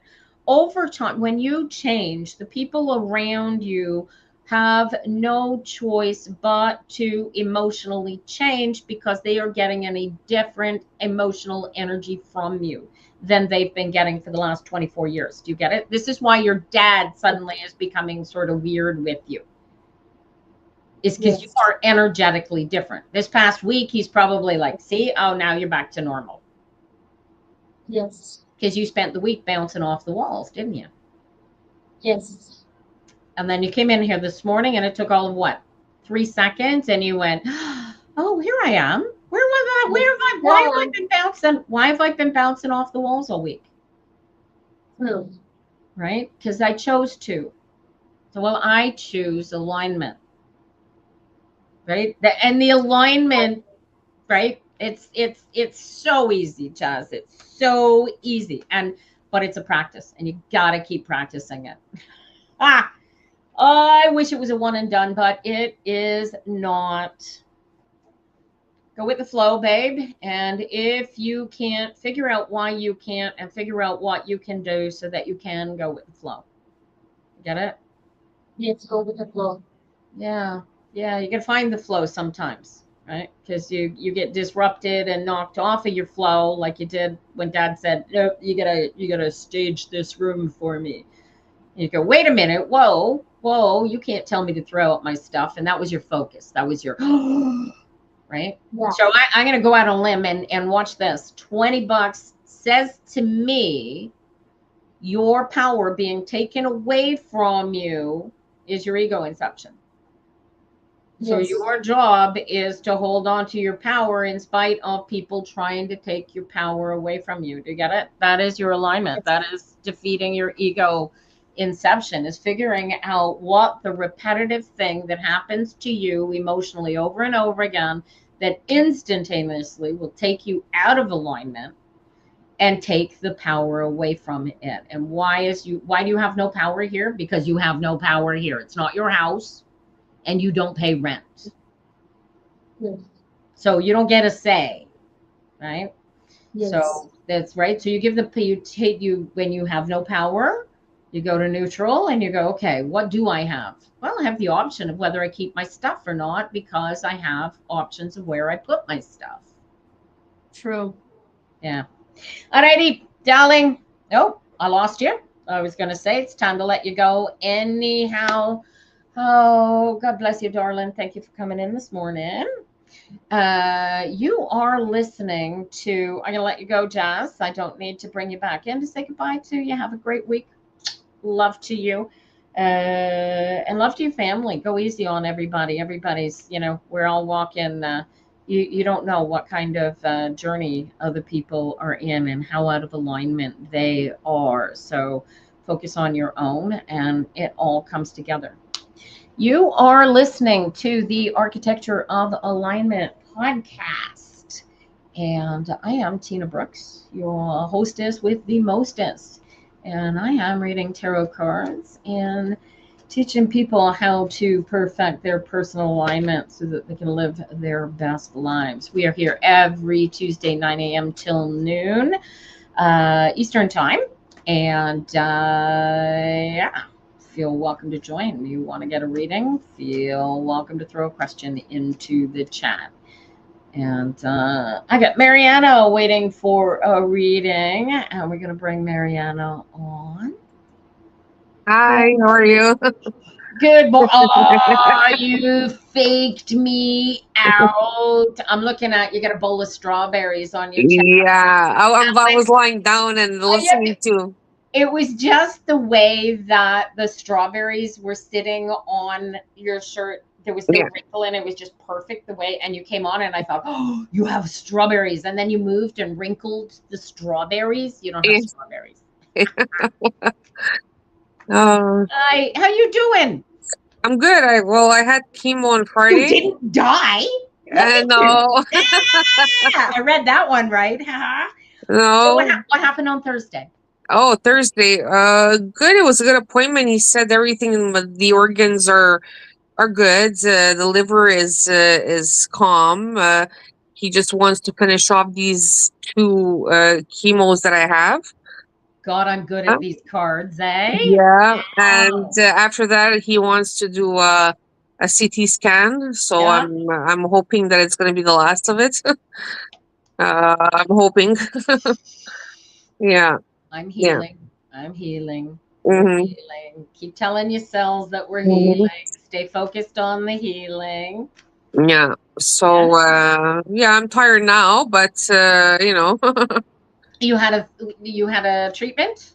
Yeah, on Friday. On Friday, yeah. So, yeah. Oh, but now you only have one left. Yeah, one more left. I love this, right? You're going to come out of there after that treatment feeling like death on wheels, and they're going to make you ring that bell like you've defeated the whole thing. My sister mentioned it. My mother mentioned it. I was not going to ring the bell because of my circumstances were just bizarre and weird, and I did not feel like I defeated anything because I won a freaking lottery when it came to my breast cancer. Okay. But everybody said to me, I felt really weird ringing the bell because I hadn't really defeated it yet. And I felt like crap because I just finished my last treatment. And I'm like, I was like, see, that's not when you ring it. When you ring it is when you come in and you finish that, you get that first, if it's a mammo or first ultrasound or whatever, the first thing, and it goes, yeah, you're clean, you're clear. That's when you ring the freaking bell. Yeah, right? exactly. And they're doing it wrong. You guys, Anybody you out there in cancer treatment that has a bell ringing at the end of a treatment? No. It's when the guy comes in and you tell them you're clean and good to go. That's when we want to ring the bell, you guys. Exactly. Yeah, not when we feel like crap coming out of the treatment. I never got chemo. I've just seen enough people Yeah. deal with. My daughter was staying with me last week, and her hair is starting to grow back. Okay. And she's got the cutest little pixie cut. You know what a pixie cut is? Yeah. Cutest little thing. And I'm like, I want to cut my hair like that. Uh, I don't know. I'm not going bald first to get there again. I've done that enough times. But yeah, cut it all off. It's so much work, and in this heat, it's insane. Yeah. It will grow back. Yeah. Yeah. Well, yeah. Are you raising? No. It's growing a little bit here. Yeah. A little patchy, yeah. Yeah. Yeah. Tiffany razored until it started to come in evenly. Okay. And then she's got a little ZZ thing that she uses to trim it up so that it stays cute looking. But yeah. Oh, nice. Yeah. All right. Let's see what we got. Oh, this one really wants to jump. Oh, Page of Pentacles. This is feel the solidity. Just knowing that there's just one treatment left. Yeah, you feel that. I can feel that. That is, dude, this is this is the feeling of jumping in a pile of leaves. Because you can't. Oh my God, you're going to get to jump in a pile of leaves this fall. Feel the new birth feeling when he said, no, this is going. Because you've been carrying this rock. Yeah. I've been having to read past this. I'm going to die. And I keep having to tell you, yes, you're going to die, but not on my watch here. Yeah. Right? Yeah. Yeah, you could die, bitch. You could die, but not this one. We got this one. This is just gonna keep getting stronger here. Surprise! Yeah. Right? Like you didn't expect this at all. You thought, we're dead, right? That's what this thing does. It grabs it. Yeah. Well, when the doctor gives you a kind of like a timeline, this was back in April. Was it April? Yeah, and and that's what really put me into that. Yeah. Yeah, but right. So watch the alignment practice. Yeah. He didn't put you there. You chose to go there. Yeah. Right. Like literally, look back at the timeline that he gave you, and tell me how mechanical and unemotional the timeline was, and how well did it match what you experienced to date. Yeah. You made it emotional. Okay, do you see that? Yeah. This is how we choose to make ourselves go down the dark path. Yeah, true. Okay, you created that. Well, now you got a new, right? It's the seeds we plant that create the life that we grow, the life that we live, right? I want you living for living. I want you to, here's the beauty of this. Your meat suit is sitting there going, oh my God, I got a new lease. You feel that? You feel the magical feeling of, oh, we're not going to, what do you mean we're not going to die? We're not going to die. We're not going to die. You feel that? You feel that? Yeah. Right? Now you challenge. Your challenge is to take that new birth feeling that you've got, right? You're born. This is literally a feeling of physical born again. Like anybody, hiccups. Anybody who has done a spiritual awakening of any kind, this is that awakening. This is the same thing. Right? This is you going, I'm not going to die. Now what? Right? Now what? What am I going to do now? Yeah. And this is your challenge. This is your challenge. Is what are you going to do? Are you going back to the same job that you had before? Are you going to challenge yourself to do something different? Are you going to, you know what? I'm this number of years and I have always wanted to do this and there is nothing stopping me. And oh, wait, bringing the kids in tow is not impossible. So this is what I'm doing. Do you catch the energy of where you want to be, right? Like you've got responsibilities because your kids are of that age. Yeah. Right. But this is your life. It's not theirs. It's not his. It's not your parents. It's not theirs. It's yours. And you get to decide what you get to do with it. Yeah. And the beauty of it is you come into the table with the meat suit feeling this as a direct result of going through the almost dying, Yeah. right? Mhm. When all along you were never going to die anyway, Mm. right? All you had to do was get in alignment, right? Mhm. And I want that to be a celebratory idea that you go, oh wow, all I had to do was get into alignment and I would have felt this the whole time. Okay. Can you feel that reality? Yeah, I could. Yeah. Right? So we create the fear, we create the anxiety. Well, we don't have to actually create it because it's there, right? We're Yeah. with it. That's the secretive veil. You Mhm. are going to die. We know we came here, we are born. Jim Morrison said it best. It nobody here gets out alive. Mhm. Yeah. True. Right? So our ability to choose to feel like we're on the outside, that we are separate, that we are not whole, that we are complete, that we are missing out, that somebody else is getting what we don't have, Yeah. is entirely created internally, spiritually, by looking at our situation and going, I lack, I want, I need, I whatever, Mhm. where it could be a completely different conversation. And you see that more clearly right now just because of the last couple of days than many people will ever realize in their lifetime. Yeah. Did you drink champagne? No, not yet. That's because you're not a drinker. That bottle of champagne would have been popped as soon as I got home from clinic on Thursday. Yeah. Right. Especially knowing that I was going to be sick as a dog on Friday. Yeah. Right.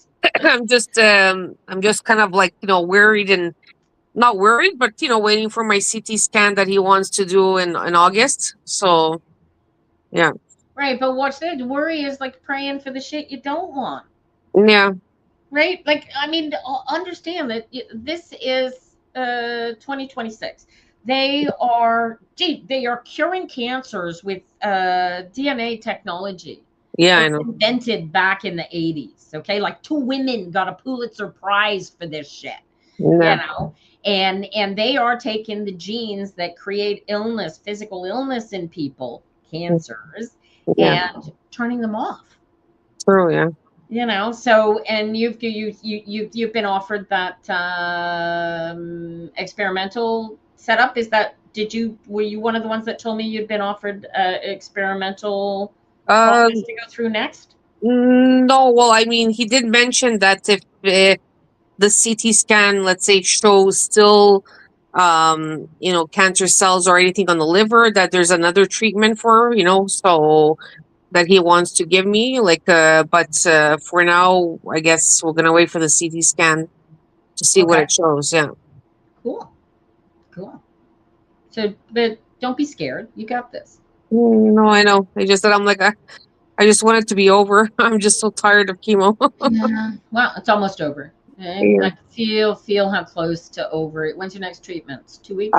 In 3 weeks, actually. The seventh of August. Yeah. There you go.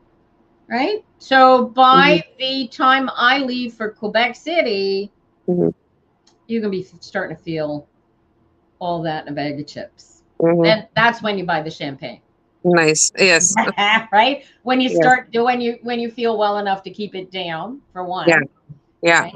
And you've at that point you've done everything it takes to defeat it for the most part, and Yeah. now it's just a matter of keeping an eye on it and seeing what happens to it, right? But Mhm. science is on our side, contrary to what anti-vaxxers might care to tell us. Yeah. You want to take your chances with a vaccine, that's fine, I understand. Hmm. But science is doing things that need not be ignored, especially when it comes to curing cancers. They've been at this a long time. You Yeah. know what? They're like childhood leukemia used to be like everywhere. Yes, I You know. hardly see it anymore. It's true. Yeah. Right? Like this is they're like doing blood transfusions in babies and stuff and like eliminating it. I don't know. Mm. Yeah, I know. I know. I'm seeing they're catching breast cancers earlier and earlier, Mhm. and people are eating better and better, choosing better quality foods like we used to eat back in the 50s and 60s. Not that it was necessarily better quality food, but it was real food. It wasn't sugar, water, fat, salt, and chemicals, Yeah. Sure. pretending to be food. Yeah. So, yeah. But yeah, so Mhm. wait, you got another month. You'll be back on real food. Yeah. You'll start to get your taste buds back. You might get Yeah. different taste buds. A lot of people say that their tastes change after chemo. Yeah. Could be. Yeah. Yeah, my mother's did. She used to be a fiend for chili peppers, and she couldn't touch them after chemo. So it was like, Oh. Okay. yeah. So your taste might change. Uh, Yeah. yeah, we'll see how that goes. Alrighty. Perfect. Have a good week. Yes. Thank you. I love watching people come in here get stronger and stronger, especially when somebody's dealing with impending death Yeah. momentarily, like you are coming in here, guys. Mariana here is a living example of creating the fear and anxiety and living it. Like you really got to work to eliminate it, don't you? Yeah. Yeah, it's not something. It's very easy to fall into the anxiety, the fear, and the Yeah. depression. Yeah, It very is. Yeah. easy. Hmm. Yeah. So, well, I'm glad I can help you Yes. do the work that keeps the suffering at bay. Right. I like to say that the tarot makes life worth living, and the suffering is optional. Yeah. Literally, we choose how we go. All right, Mhm. darling. You have a great week. Yes. Thank you. We'll see how it goes. Feel better. Perfect. Thank you. Ciao, darling. Alrighty, you are listening to the Architecture of Alignment podcast. It is 7/21, 2026, July 21st at 10:43 a.m. Eastern Time. I'm just outside, about halfway between Montreal and Ottawa in Canada, and I am reading tarot cards. I've been doing this since I was 14. And these are free tarot readings. If you'd like a tarot reading, you are welcome to join me, get a tarot reading. Otherwise, I am just going to read cards until noon. And the cards are lovely. So the cards are interesting.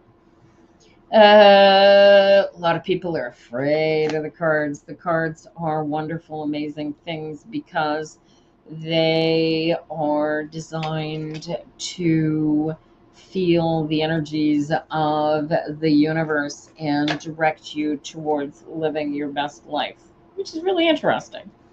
So, if you are interested in this, we're just about ready to go live with the Tarot Phenoms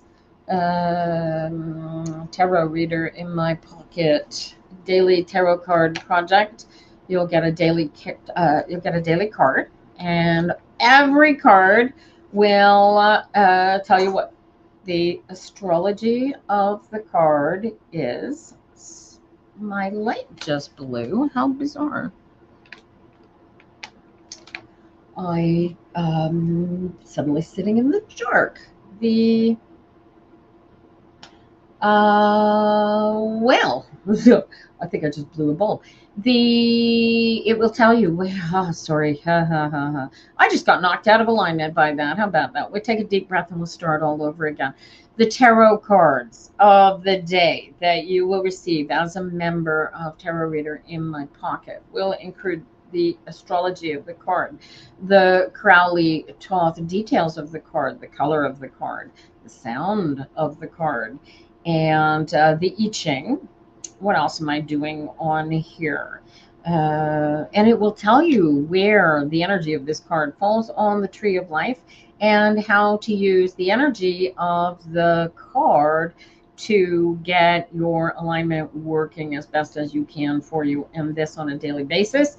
You will then receive a weekly summary of the cards that you receive over the course of the week, and it will summarize the cards as a this is how things are coming together sort of thing. So I'm having fun with that. And that'll cost you $15 US. You can find it at psychictarot.ca. Look for Tarot Reader in My Pocket, TRIMP, and you can join. It's $15 US. And that also gives you my text number and the ability to contact me at any time of the day to get tarot insights. And what else? If you are currently a member of Tarot Phenoms, when I go live with the daily card pulls, you will automatically get at least a week of free cards to see if you want to stick around.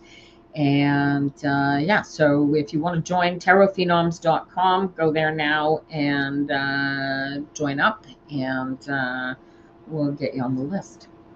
So yeah, back to tarot readings. It's now almost 11 o'clock. I have I think that I may shorten, unless people start coming in, I may shorten the readings to 2 hours every 2 weeks, because I seem to get through the readings that come in right about this time. Although some of our usual customers have not come in yet, so hopefully they will come in shortly. And we will read tarot cards in the meantime. Oh, it's the Two of Wands. It is alignment is a decision. It is a choice. It is a challenge. It is an option. It is not something that you ever have to think about. It is something that you will do quite naturally when you are in total alignment with the here and the now, the who you are, where you are, when you are, and the focus on this absolute moment in time that is alignment. It's nothing more complicated than that. It is nothing more magical than that. It is nothing more woo than that. The problem is that as a meat suit human being, we have what the native cultures used to call two wolves who lived inside of us. One wolf was strong and calm and patient, and the other wolf was angry and anxious and scared and sad. And the young wolf said, "Which wolf will I become?" And the wise old wolf said, "The wolf that you feed." So choose the wolf inside yourself that you are going to feed, and choose alignment. Easy peasy. Get the two in alignment. The fear, the anxiety, the pain, the suffering goes away. It is not something that you need to live, right? And being afraid of your own life is where it's at, you guys. All right. Here's a reading for somebody else. Trick of doing this reading for you guys when you are afraid to come into the chat or come on live and let me read for you is that you know what I'm saying, but I don't get to find out what the answers are to the questions that the cards are asking you of yourself, right? So out of the gate, right, you've got to everything. When you know what you want, you can go after it. Tell the universe what you want. Tell the universe what you need. Gather everything that you have got that you need to make your life the best life that you can, and move forward with in that lifetime. This is key. You don't think that you can do it, but you got this. All you got to do is to get into alignment, and all of the challenges just simply fall into place. You don't need to know how to do anything. You just got to do the thing and not worry about how the thing is gonna go. And if you want to live your best life, then the way to live your best life is to be in alignment all day, every day. And how do you get into alignment? You get here, you get now, you take a nice, long, slow, deep breath, and you say, I am here now. And eventually you get to the point where all you got to think is, I am. And there you are.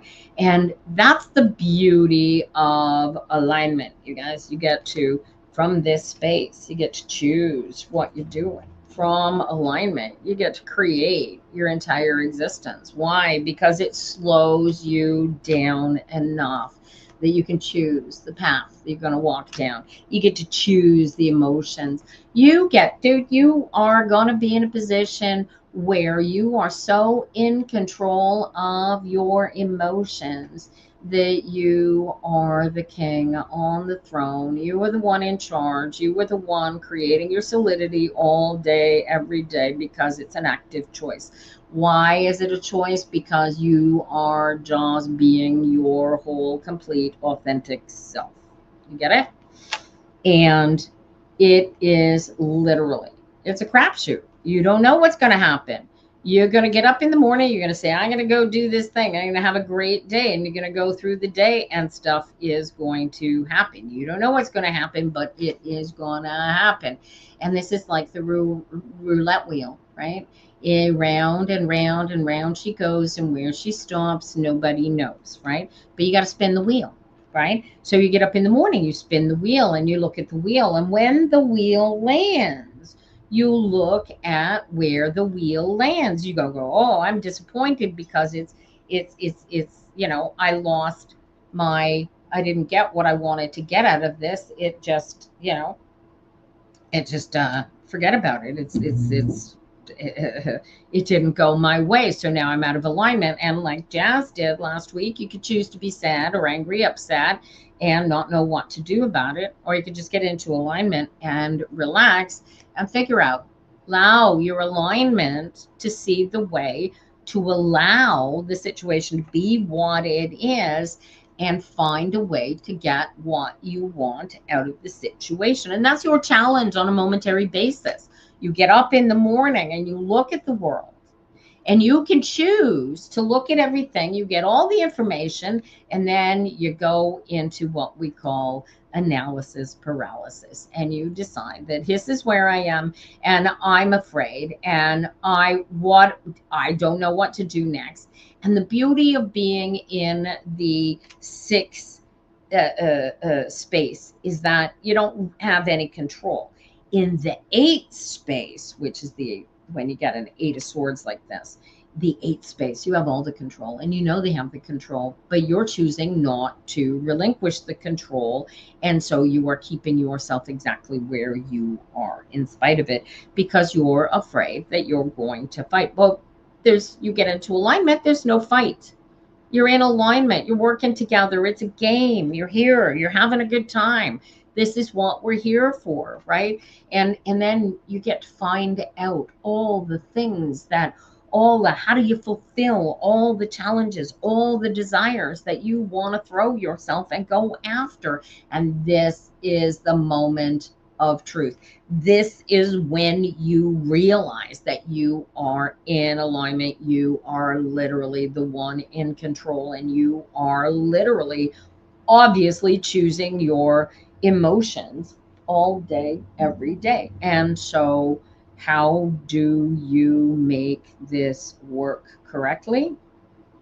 You get into alignment, and then you celebrate getting into alignment, and you will be stunned at how amazing your life feels and becomes when you are in alignment, because then you get to say, well, this is what I want. This is what I really, really want to feel in my life, and then you choose how you're gonna feel about it.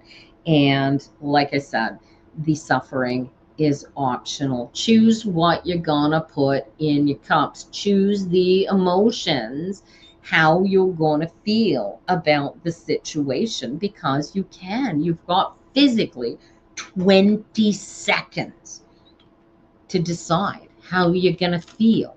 And then once you decide, oh, I'm angry, I'm hurt, I'm whatever, you got another 20 seconds before you can physically express to me that's what you have chosen to feel. To get this, slow yourself down by getting here, getting now, and you can choose your emotional state of being. And that's where the power is. Makes me crazy. The likes of Anthony Robbins made so much freaking like $3,000 a minute selling the power of now, like it was something he could sell to you.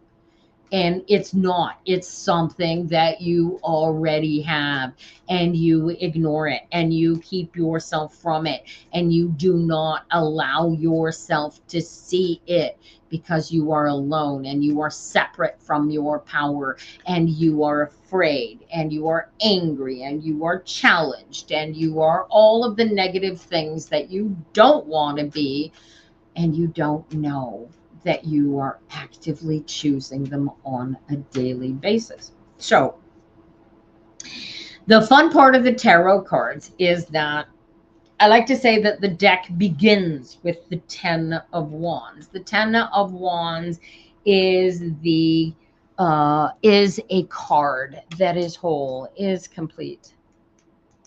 I think I blew a fuse actually with the lamps. And it is the moment at which you realize that you are whole, you are complete, and now what are you going to do about it? And that's the challenge of the 10. The other 10s are, yeah, it's whole, it's complete, it's over, it's done, right? The 10 of Swords, you can't get deader than dead. 10 of Pentacles is that's all of it. That's the whole entirety of it. That's its completion. That's your legacy. And the 10 of Wands is the realization that you are all that in a bag of chips, and that you can really, really create your entire world, right? And that's the beauty of it. And what do I mean by create your entire world? We have a specific physical perspective that we choose, and we carry it, and we live it, we become it, we project it to the world. This is who we are. This is what we are doing. This is where we are going. And that's our perspective. And you get to see our perspective, and what you do with our perspective is your perspective. And we all have our own perspective. And I think that's where we run into trouble with things like, oh, well, I want this for the world, and no, I want this for the world. And they are dichotomous because they are opposite directions, like the vaccines, like the COVID lockdowns, like, your concept of freedom versus my concept of freedom, your concept of democracy versus my concept of democracy. I got a fella that works in my kitchen whose name is Dom. It's short for Dominic, but every time I see free Dom painted on a car or on a sign, I think, why does Dom feel trapped? You know, it's just a silly, it's a tarot joke, right? But we are choosing, right, to not feel free when we live in a free society. If you lived in a society where you were a girl and you couldn't go to school because you were a girl, and somebody else told you what you have to wear when you get up in the morning, and you have to wear, and you're a grown person and you're an adult, and you're not allowed to read and write, and you're not allowed to listen to music, and you're not allowed to do blah, blah, blah, blah, blah. But that's the society that you're born into, then you are oppressed in that society. If you leave that society, and you decide that you want to live in another society, then you're going to feel less oppression. What's the same sort of concept inside of your head? If you live in that sort of a society and you do not feel oppressed because you are quite comfortable in your skin and you get to live the wholeness and completeness of your entirety of your life within the limitations of that oppression, then you are not oppressed and you are living your best life in spite of circumstances. That's a weird analogy for some people, but there it is. You know, the whole concept is to wake up in the morning and to not feel out of sorts, because we literally choose it. We get up in the morning, we go, oh God, I've got to go to work. And the first thing we choose to do is to feel oppressed and angry and sad because we are slaves to a system over which we have no control. We're born into it. There it is. Somebody else is going to make money off the sweat and back of my labor all day, every day. And, you know, poor woe is me.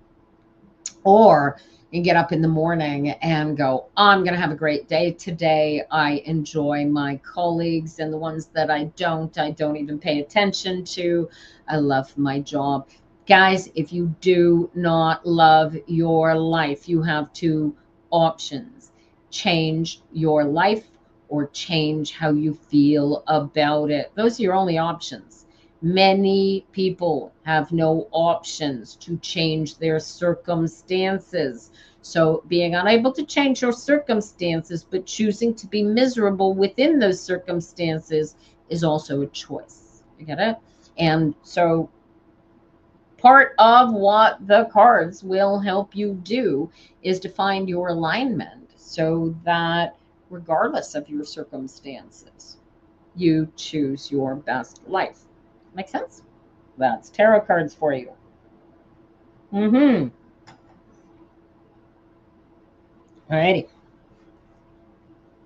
Who else can I read cards for this morning? There we go, you guys. First card out of the gate. Woo! Two of Swords. You got to make a contract with yourself. This is a commitment. This is not something that you can just expect to happen on the blind. It's going to regularly. You're going to be in alignment many times over the course of your lifetime. If you know and understand from the get-go the power of the alignment, and you choose to do it all day, every day, and you commit to remaining within your alignment all day, every day, you will not feel like you are on the outside looking in. You will not feel poverty. You will not feel like you need to sell your soul to find comfort, love, and succor. You will not feel broken and hurt and down. These are all emotions that we choose, and your challenge is to accept that in spite of all of those potential actualities coming to fruition in your lifetime, you still get to choose how you feel about it. So commit to your alignment so that you do not feel like you are separate, right? And when you do find that you have, because life is going to knock you off, life will blow your separation out of the water. And the second that you recognize it, pat yourself on the back and bring for noticing that you're out of alignment, and bring yourself back home. Celebrate your return to alignment. This is key, you guys, because only in alignment do what you want to plot and plan for the world come to fruition. You want to have a baby, you need all kinds of things. You need to have a sperm, you need to have an egg. Both need to be viable. The two need to come into contact in a viable environment, right? If you want to have you can have a unicorn. I know you can have a unicorn. You know how I know that there are actually unicorns in the world? Because there are 9 of them in the Bible. Do you know what I'm saying? There are things in this world that you are capable of creating by simply creating them. All right. I have a spirit guide by the name of Melody who reads and gives me voices and energies in my cards, who brings me all sorts of visions and ideas and concepts, right? And I mine that relationship on a daily basis because that is where the fruit and the juice of our existence comes from. Do you get it? And here's the fun part: the more you are in alignment, the better you get at staying in alignment, the bigger the challenges will become, the more important it is that you know who you are and what power and strength of self you bring. Your aim is true. Do not be afraid to stand up and go for it. Because when you are all that, a bag of chips, you create exactly what you want in the world. And with this Queen of Wands comes the warning of also, right? The challenge is to create what you want to see in the world. You just got to be in alignment with it. You just got to be in alignment. This is also the Donald Trump card. I've never seen anybody more in alignment with this is alignment of self like nobody's business, and you are creating this on a daily basis. So I challenge you to choose wisely. It's very, very important, right? This is all about you. It's not your parents, it's not your children, it's not your friends, your work colleagues, your family. It's none of that. This is all about you. You are the center of the universe. Don't let anybody tell you different, and especially yourself. And here's the beauty of it: you're going to get into alignment, you're going to get that solidity, and you're going to say, okay, I'm going to create my world, and you are going to do everything that you need to do to make that world happen, right? This is the beauty of the Wheel of Fortune. You have to spin the wheel to make these things happen. You don't, like I said earlier, you don't wake up in the morning and you're instantly a tarot card reader of top caliber. It takes 40 plus years of reading and practicing and seeing the cards and seeing different situations and feeling your way into cards and getting into alignment with the message that's coming across for the cards and getting yourself out of the way when reading the cards in order to deliver. But it takes practice, and it takes education, and it takes study, and it takes putting the work into the creation. You cannot count chickens if you do not hatch the eggs. You know what I'm saying? So the chicken's got to lay the eggs, and then you can count the eggs. But until they hatch, you can't call them chickens. You get what I'm saying? So whatever you want, you can go after it. You can work towards it. You can find it. And there it is. One of the interesting things is that all of the religious tomes that you can find that will put you on a spiritual path to alignment, and they all will. Frankly, they all will if you follow. I've read all of the books: the Quran, the Bible, the Egyptian Book of the Dead. You could study Haitian voodoo. You could use the Crowley tarot. You could use the Crowley Golden Dawn. You could use Nordic runes. You could create your own stick of runes. You could do bones. You could do dowsing. You could do plain clairvoyance. You could do there's, oh my God, there's one woman that does this whole thing about the clairs. There's 5 clairs. There's clairaudience, clairvoyance. There's clairsentience. That's when you feel things in your body, right? So if you're an energy witch, you're probably clairsentient. And this is, we've all got it. You've all got the ability to plug in and hear the voice of the universe speaking the reality of the here and now to us. And all you got to do is get into alignment with it. And it's the ease of alignment that is key. Do you know what I'm saying? So, yeah. Oh, Alrighty. You are listening to the Architecture of Alignment podcast. I am Tina Brooks, your hostess with the mostest, and we are reading tarot cards for the masses. If you would like to get your cards read, these are free readings. You just comment in, let me know that you want to be read for, and we'll read your cards. Otherwise, I'll just keep telling you how to get into alignment and how to live your best life, because that's what the cards are going to tell you, regardless of your situation. Just get into alignment, right? Oh, look at that. That's the challenge, right? What do you want to do with your life? If you could do or be anything or be somewhere, or where are you? Here's the first thing.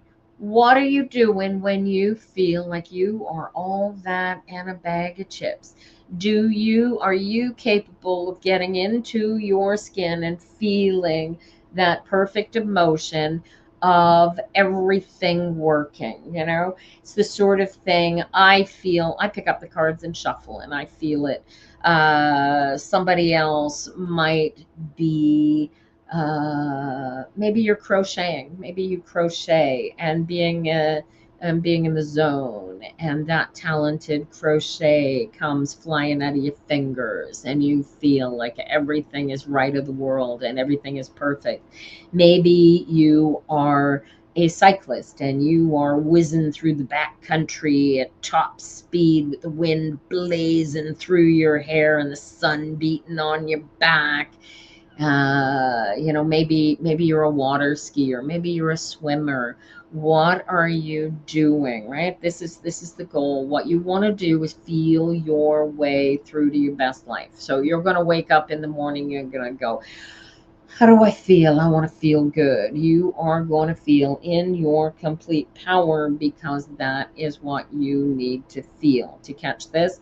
And if you do not feel in your complete power, you need to relax and get your head space and your heart space into the same space so that you feel ready to take on the world.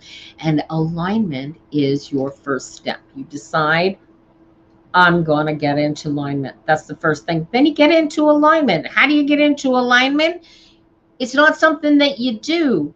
It's something that you are, and you just take off all thoughts. You take off all thoughts of family and people and places and things. You stop thinking about your children. You stop thinking about your house. You stop thinking about your job. You stop thinking about anything, and you just feel your body. You feel your breath. You feel what you are hearing, and you feel that there is a neutrality of space within you that exists, and you become one with that space, and you just stop and you feel the challenge of that emptiness. And from that space, you get slow enough that you can look at the world and go, I know what I want to think about this. I know what I want to feel about this. And this is a very cool. So the Six of Wands is an interesting challenge, because you are going to be in a situation where you go, I need to be in alignment with this, but that's a battle. That's I need to fight that in order to get into alignment. And the reason that you're seeing it as a battle is because you're not seeing it as a game.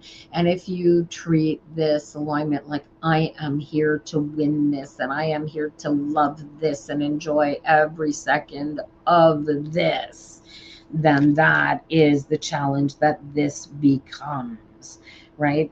And the devil's in the details, right? You've got to look at the details of every situation and pick apart what it means to you, what it means about you, and why you are choosing to give it the meaning that you are choosing to give it. And this is the slowing it right down. You really got to slow it right down. You got to take the real deep breath, go right here. I'm in a situation where this is going to happen. I don't want this thing to happen, but this thing is going to happen anyway.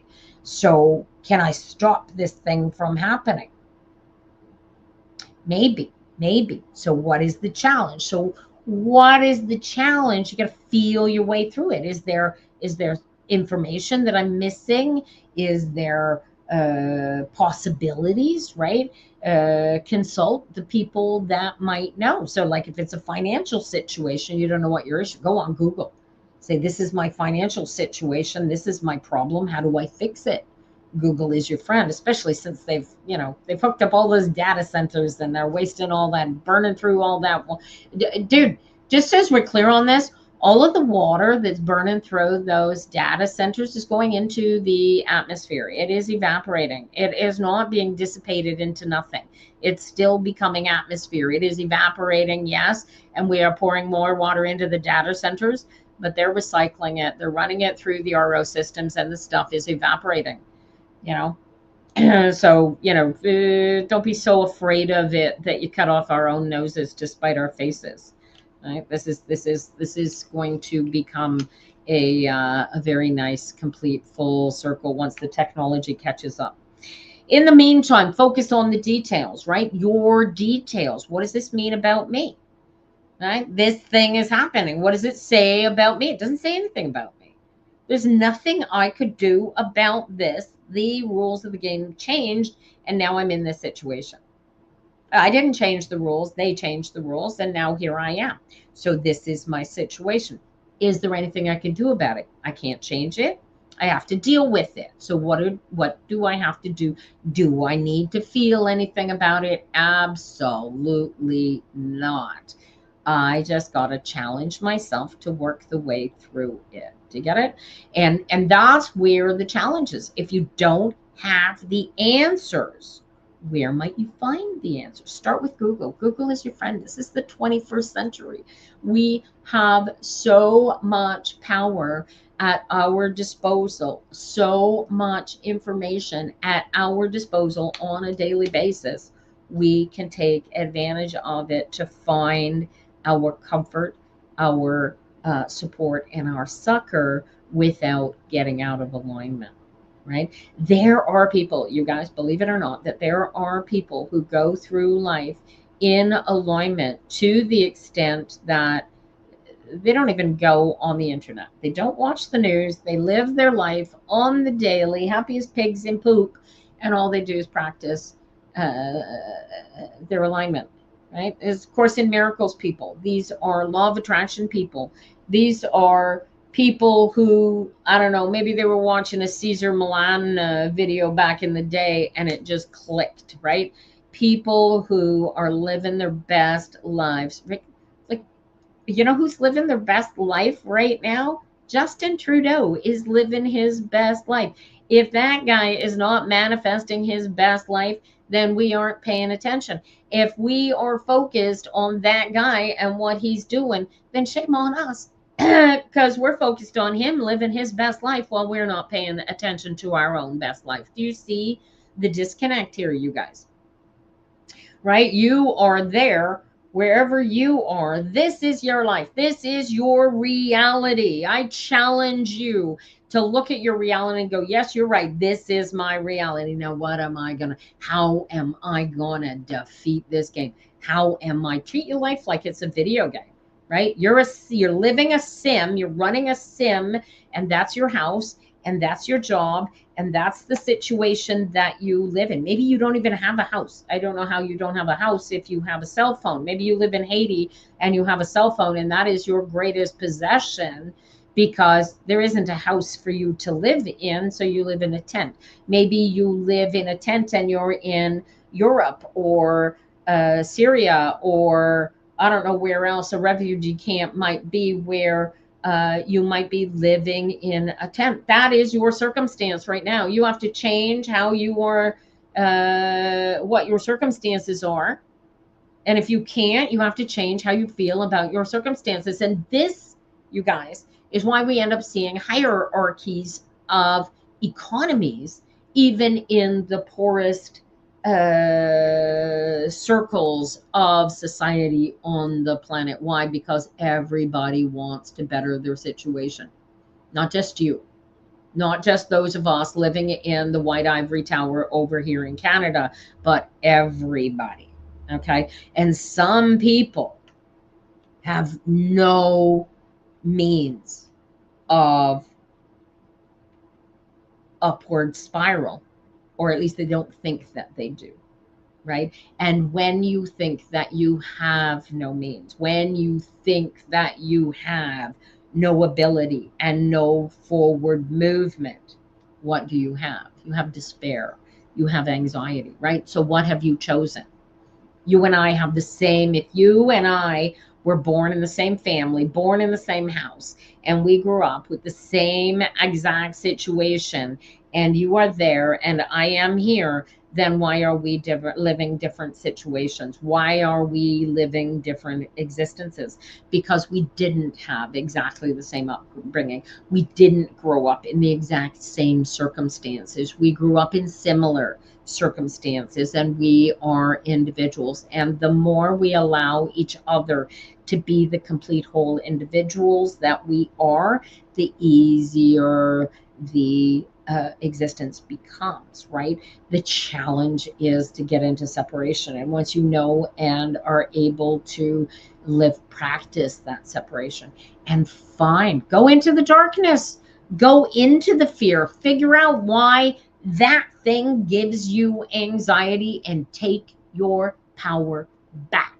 You are the most powerful being in your existence. You are the most powerful being on the planet. And whoever you fear has the only power over you if you choose to allow them to have it. You get to create boundaries for them.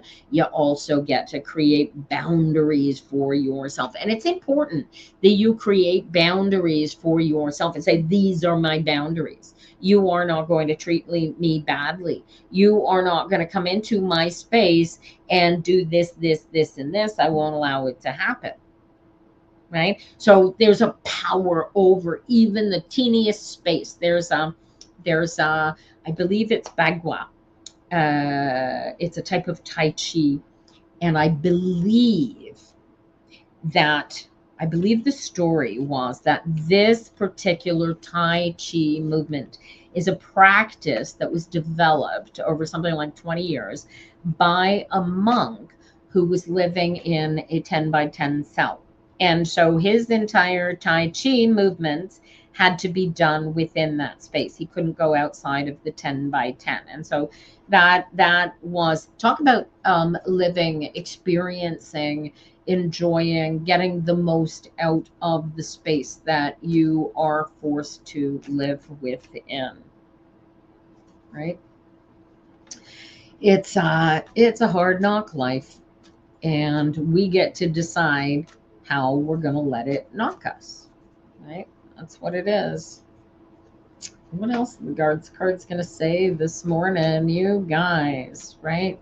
You don't have to allow yourself to drop into the concept that, oh, the government is broken, the world is broken, everything is going to hell in a handbasket, and we're all going to die. That's a choice. That's a choice, right? If you choose to lose, you will lose. If you choose to suffer, you will suffer, right? That's the choice.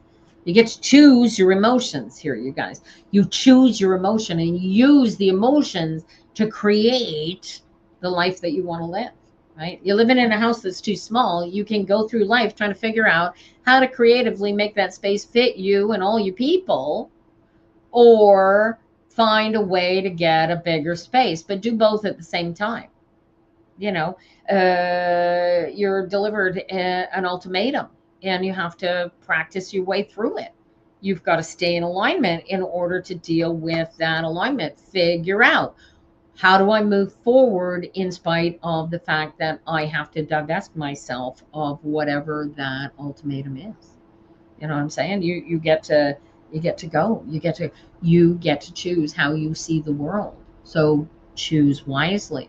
Choose with good intention. Choose with emotional. If you can't choose good emotion, choose neutral. You don't have to feel anything, right? First reading at the top of the show today was all about choosing neutral, right? This is your starting off point. That is your jumping off baseline point, right? Easiest thing in the world is to turn off an emotion before you turn it on. Choose not to feel it. Don't even turn it on. I don't want to feel anything about this situation. You got to deal with it. This is your life. You got to have the courage to deal with whatever situation you're in without making it mean anything more than just a situation that you have to deal with. You get it? Like, turn it into, like, life is handing you lemons. Make lemonade. Figure out what good is going to come from this. What space is being made by this teardown, by this breakdown, by this collapse, by this going away, by this not happening? What is it opening space up for? And am I, in my emotional choosing, preventing those experiences for coming into play, right? And that's the whole of it, right? And one by one, it takes you 3 years to go through the entire process, you guys. It's tarot cards, it's I Ching, it's numerology, and it's the Course in Miracles. Take about 4 years. You can pick your physical exercise practice. You can swim, you can do qigong, you can pick a martial art, you could do yoga, you could just walk, go for long walks in the park, do something for your body, eat better, eat the best food that you can afford, but eat real food. Stop making your body fix what you're putting into your body before it can feed you. Right? Do you get this? If you are feeding your body sugar, water, fat, and salt and chemicals and calling it food just because big food, you're doing it wrong, right? If you, dude, there's ways to do this. Join a local food co-op, join a local food bank and volunteer. You get a percentage off of your costs. I did there were some girls living in town. I don't know which school they were with, and they came by, and I said, "You girls look like you are zoned." And they said, "Well, we're looking for lunch, actually. Can we come in and do some work for you and get lunch?" I said, "Well, I would love to give you a free lunch. Unfortunately, we're not a restaurant."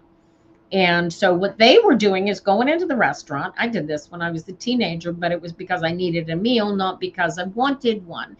These two went into one of the local restaurants and said, "Can you put us to work and feed us? And we have this amount of time to work in." And the owner of the restaurant put them to work and fed them both. And have a nice day. They got the restaurant meal that they wanted. Right? It's when you want what you want, you will come up with creative ways of getting it. And I really love the way that works, you know. And so it's fun to watch happen. Oh my gosh. And it is, what time is it? My gosh, you guys, it is 11:30 a.m. It is July 21st, 2026. And this is the Architecture of Alignment podcast. I'm reading tarot cards and helping you learn how to use the tarot, the law of attraction, the Course in Miracles, basic quantum physics, you guys. This is basic science. This is just let go of the idiocy inside of your head and just live your best life. And yes, it is that easy. It really, really is. You know, I liken it to life is going to, like, hey, shit happens and it will not stop happening. So you might as well learn how to surf rather than swim, right? If you're going to swim, your life is shit. You might as well learn how to surf. So, you know, figure out who you are, where you are, when you are, and feel your way into living your best life. Choose your emotions and your life will improve almost instantaneously, you guys. And the funny thing is, it doesn't matter what your life situation is, the cards are going to tell you the exact same thing every single time. Get into alignment. Doesn't matter. You have a deal with, you've got to do exams. Get into alignment. When you're in alignment, you focus on what you don't know and you pass the exam. You got to pass a job interview. Get into alignment. You know what they want to say here. You know what you want to say. The two align. You get the job, right? It's an easy. You create your best life by allowing the situation to flow in a win-win-win kind of energy. Do you get it? We're creating unicorns. We're creating elves and dragons. We are creating our best lives. And how are we creating our best life? By getting into alignment and allowing the world to work with us instead of against us. And how do we let the world work with us instead of against us? We allow whatever is happening to be what it is, for what it is, and we choose to feel good about it anyway. That's easy enough. That's all that you gotta do. And if you're not doing it, you're doing it the hard way. And doing life the hard way is optional, you guys. All right. Queen of Coins is, so this is, you have all of the power, you are capable of doing everything that your physical meat suit is capable of doing. You got it. This is what you got. This is your lot in life, and your ability in alignment is to go, okay, this is my lot. What can I do about it? What do I need to do about it? Where can I go with this? All right. And once you are in alignment with then onwards and upwards is an easy choice, right? All you got to do is say, okay, what do I want to do? What do I want to be that I am not doing, that I am not being, that I do not have? Where do I want to go, right? And you plant the seeds, and every seed that you plant, if you are in alignment, is going to grow, and it will grow in alignment as long as you stay in alignment with it. Do you understand this? The alignment is on your end. It doesn't care whether you are in alignment or not. If you plant it and it grows, you got to let it grow the way it's going to grow. You have no power over its growth. Do you understand it? So plant the seeds and let them go. Plant, allow, plant, allow. You are going to put the energies out there and you are going to allow them to be. And once you get the hang of this, not only are you going to do that, you're going to put out as many energies of desire. What do you want? You want a better life? How can I feel better about the life that I've got? Start with a gratitude journal. Dude, 9 of Wands is, you've got all that. I want you to sit down and I want you to make yourself feel and acknowledge everything that is whole and complete in your life. And I want you doing it all day, every day, because this is a 9 and this is continual. This doesn't stop. And this energy is going to keep coming, and you are going to shoot out. And every moment of every day while you are alive, you are going to want, and you are going to desire, and you are going to live here in the energy of wanting to create what you are here to create. You get this? Align with what you are creating and you will create better things. If you align with what you don't want to create, you will create what you don't want to create. Do you understand? This energy is everything, you guys. Choose what you want and leave everything else behind. If you do not like something, do not feel anything about it. Let it be what it is, but do not choose the emotion, right? Choose the emotion and be in control. You need to know who you are, where you are, when you are, and demand it all day, every day, because you are the boss. You know it, and your ego knows it because, dummy as it is, pointy-headed little bugger that your ego self is, it has been in charge since you were a toddler. And as a toddler, you discovered that you are the center of the universe, but you aren't alone. And you do not have to do this in your head, because you have the infinite power of the universe and all of the stars at your beck and call. And beauty of beauty, the tarot will help you find it and live it and be it all day, every day. And that's fun. I love watching this. There's not, I watch witches that use all sorts of ritual. I used to do ritual as a witch. And at one point, the tarot card said to me, "Do you like doing all that work?" I said, "What do you mean?" He says, "You don't have to do anything. You're already in alignment. Why are you doing all the ritual? Just do it, be it, let it happen." Right? You don't need the ritual. You don't need to do the funky little physical drawing together of anything else. You just need to get into alignment and tell the universe, this is what I want to have happen. Now, allow it to come to be. And what you don't want to be, you want to pay attention to what it is that you're asking from the universe, right? Because if you're asking, well, I want to be happy, you're telling the universe, I'm not happy. So you don't want to be happy. Or you would choose to be happy. Do you see the crazy nuance here?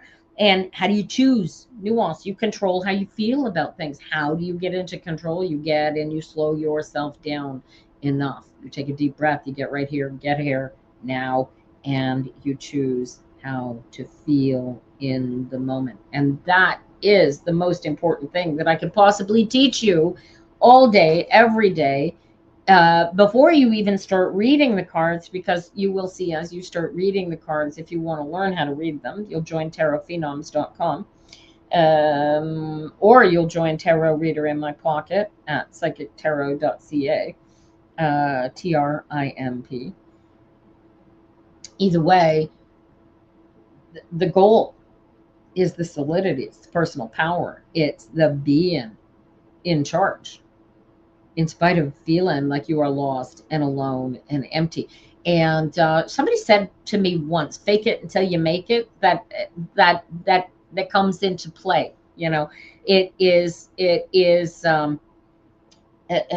you don't feel the internal power that you want to feel, that you should feel, it's because you haven't created it yet. You have to create it.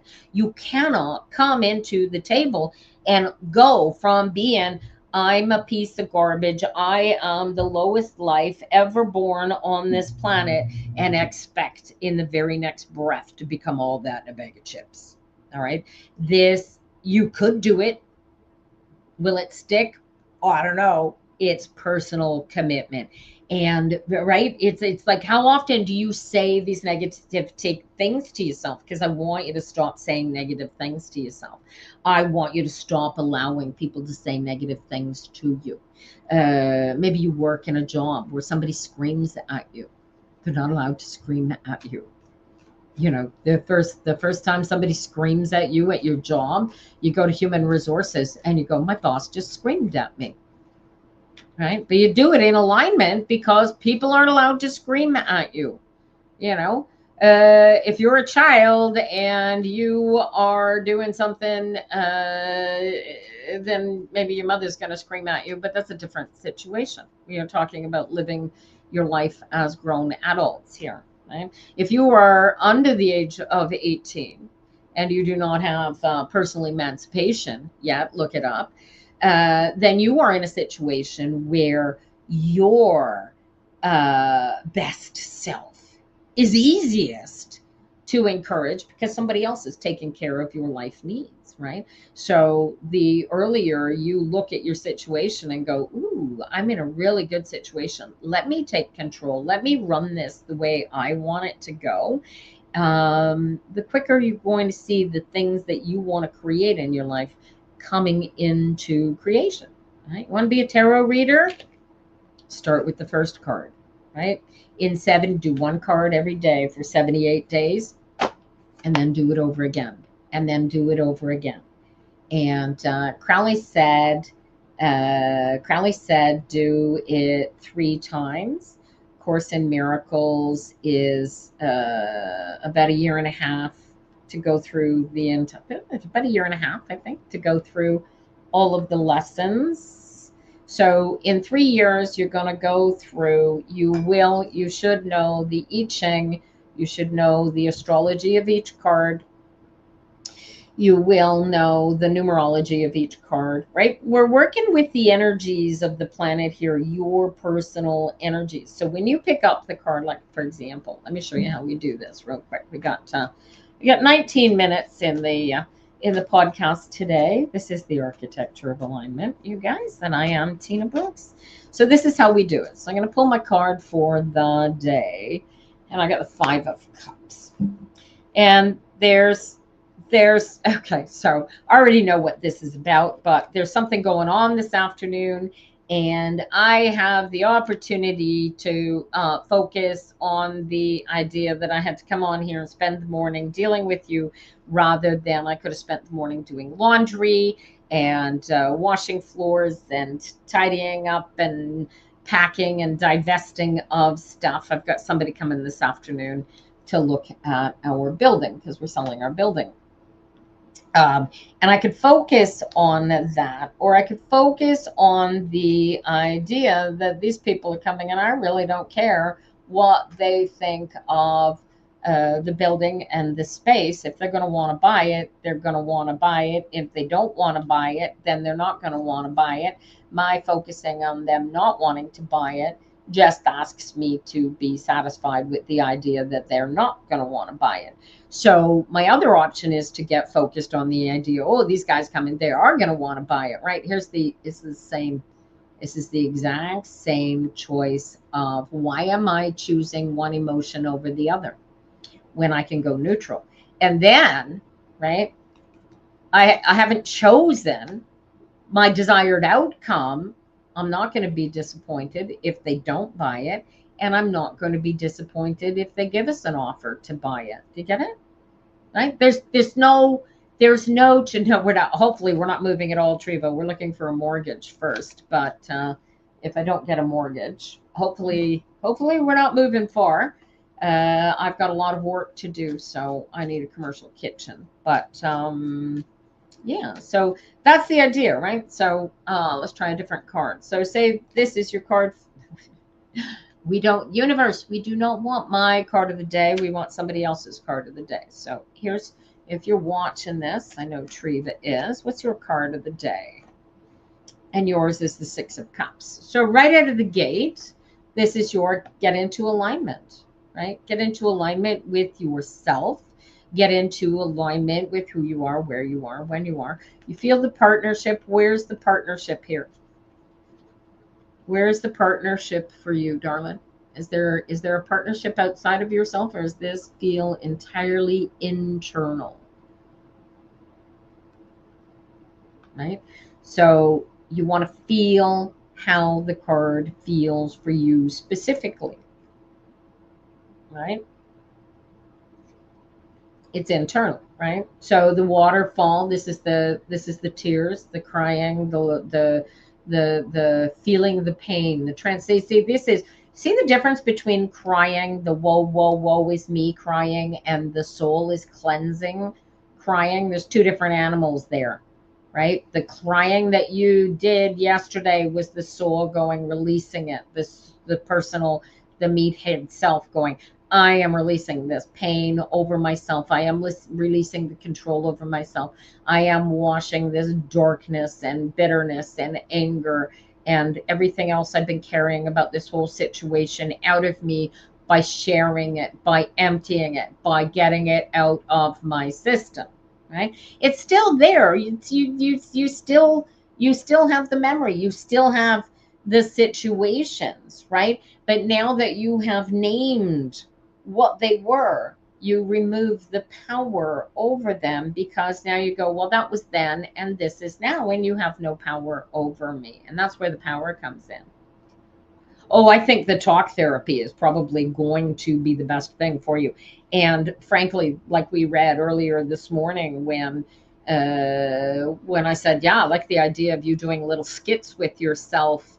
You know, you can put little costumes on Lainey and let her be characters in the skits too. You know, you be your old landlord at such and such a place, or, you know, whatever. Anyway, have fun with it. But this is it, right? This is, you gotta have the courage, the knowledge of self, to take the first step, which is to say, I want the alignment, I want my best life, and to take that step and to go forward in it. And when you start to look at that, and then the Two of Cups, and then it's the alignment comes together, and it's all about, and it's right, two comes together, and then everything comes together, right? The happiness, the joy, the comfort. You are, I think, I'm looking forward to the day, Treva, where you are sitting there signing books, signing autographs for people, going, oh man, you know, I was in such a place, and then I read your book, and now I'm doing this and this and this, and doing this healing process, and changed my life. Thank you. When somebody tells you that listening to you, or something that you said, or something that you did helped them change their life, you get it. On a nightmare protocol, writing it out with a happy ending. Oh, that's actually a really good idea. The other thing too, what you can do, nightmare protocols, I like to treat them like horror movies, right? And I rewrite them as if I were director of the movie. That wasn't scary. You want scary? This is how it would have been scary, right? Control the emotion of the story. So, you know, but write it with a happy ending. That's where you're trying to go to a happy ending, right? You have the unique opportunity to create the fictional payback that part of your ego wants to create as well in the writing. So you could do a whole series of and when I was doing my my gratitude journals, I stopped doing them when my house burned up. But when you write a daily journal, and you have the ability to write down how you feel, and the whole point of it is to get it out of you. You don't want to carry all those thoughts and energies with you. You want to put them down on paper. Let the paper carry the weight of it, right? And yeah, so we were going through that. The beauty of it is when you start to, you want to flip to YouTube. Do it. It's easy. StreamYard is free. The trick is creating the audience, creating the people to come and watch the show. And the YouTube, the beauty of it is it's only going to show you who's watching that's logged in. You've got a different, you got to know that people are watching off the screen, even though YouTube's only telling you the people that are logged in that will watch it. And it helps you got to learn what your analytics are. You got to see how many people are watching. You got to track it. But AI, Google, or your friend, they will help you do everything that you need to do to roll it over. Right now I'm working on an intro and an outro for the podcast with an audio guy. Ewan's amazing. I got to get back in touch with him. We went out of touch because everything was stuff was happening, and we are out of touch. But I got to get him back together. We get this finished, get the intro outro done. Check out StreamYard. You've already got an account with them because you logged in, I assume. I don't know if they let you log in without putting your name on something, but here you are. So if you're already there, you just got to open it, see how it works. It's no more difficult than doing, and you get some pretty cool back office kind of tools to work with on StreamYard too. And if you sign up, use my link to sign up, and then I get credit. You already have a YouTube channel, right? So you just go in it. You can on a free account, you can only hook up to one channel at a time. But if you paid for the account, you could have several streams live at the same time. And I have not tried that yet. When I finish, when my intro, my outro were done, when everything's ready, when I managed to successfully go through an entire podcast without any kind of technical difficulties, then I'll flip the switch, go live, and I'll be broadcasting live. As I understand it, Instagram and YouTube go live at the same time. I'll do Twitter, I'll do YouTube, and it all goes out through StreamYard. So it's only one broadcast that I've got to do. And the only one that I'm aware of that StreamYard does not do yet is TikTok. And I've shut that thing down as far as broadcasting goes anyway, so that's an irrelevant point. But if you want to maintain the TikTok, you can do that and do a simulcast, and just find a way, get yourself a tripod that you can set up next to the camera that's going to run on your PC. Make sure your phone is charged, make sure your PC is plugged in, and run the phone on TikTok and YouTube at the same time, or however many broadcasts. Or you could start a whole new one, start fresh. That's actually a really good idea too, especially if you've got the whack-a-trolls over on TikTok that are stealing your videos and copying your profile, and then going to people and telling them, oh, I can do this for you, and it's not something that you actually. Oh my God! If anybody, you guys, if you see this, anybody contacts you offline in any way, shape, or form and says it's me and I'm coming to you and I want to do a tarot reading for you in any way, shape, or form, know this: it will be done for free, and I will not ask you to pay me, because I don't do that. If I ask you to pay me, you're going to join my tarot reader in my pocket group on psychictarot.ca. You're going to join my tarot reading group, which is tarotphenoms.ca. However you want to go about doing this, but I will not ask you to pay me for any message or any healing or any curing or any of the crap that some of these people who if I've got a message for you, I will send you. I got this message for you. Here's the message. I'm not going to make you come back to me to find out what the message was and then send you through a whole. My English grammar, by the way, you guys, is absolutely immaculate. And you know how you know? Because I speak colloquially. And when I am not using a colloquialism, my grammar is perfect. So if you're seeing things like oh my God, some of the things I've seen, it's like, English is your second language. It's not me. And anyway, if anybody on TikTok is contacting you and it wasn't you contacting me first, and you want to be certain, send me a note and I will tell you how to contact me so that we can confirm that it's you. I'm doing double opt-in. Forget this. You know, we have a couple of minutes here left, you guys. I don't think you got a pregnancy going here from today, darling. Ninja Mama. Oh, I still got the Deuce of Wands here, man. Yeah, man, go. Maybe it's twins. That's hilarious. Also possibly, here's the energy of it. The Deuce of Wands is also get into alignment with it, and maybe you won't lose it. Get into alignment with it, and maybe you won't get pregnant again, right? But I know you guys are, embrace it. Bigger and better. This is, right? Get into alignment. 1 + 1 = 3 is the weird magical energy of the concept of getting into alignment and creating Fibonacci sequences of growth in your existence. And the better at alignment you get, the more the more the world comes at you, right?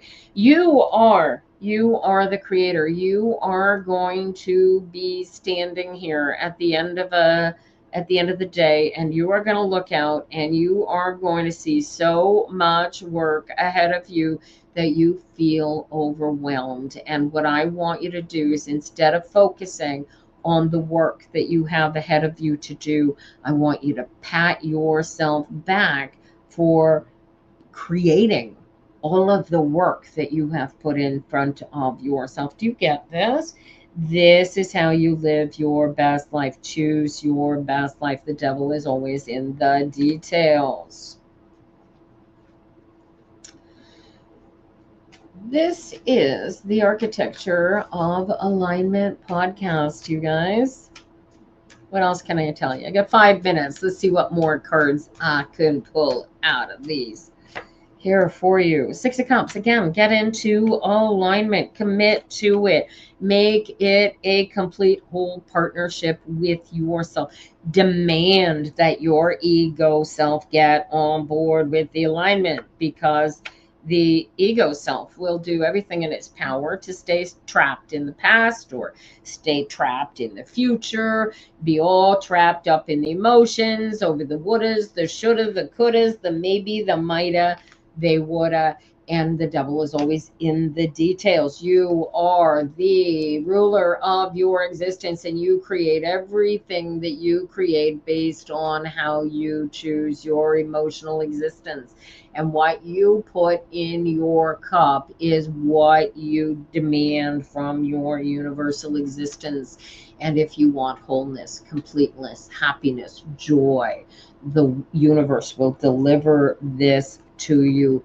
All you have to do is ask for it and be ready to receive it. And oh, by the way, look at this card. The universe is going to ask that you present yourself to the challenge, and you are going to bring yourself up to the challenge. You're going to do that chemistry class because you know you are up to the challenge. You get it? And then you're going to decide what you're going to do next, and you're going to plant seeds. You feel like this trip to the hospital will eventually be a win-win. Treva, if you keep working on yourself with the commitment to self that you are working, there is a point within which your pointy little head will absolutely surrender and will be so on board that it will be, like mine, demanding the alignment all day, every day. And if it's not, it'll be saying to you, I know, Tree, but I just feel like feeling sorry for myself and being angry for a couple of minutes, and I'll get back in alignment in a half a second, right? Because sometimes you just want to feel, you got to transform the feelings. You can't not feel the feelings, right? And write them down.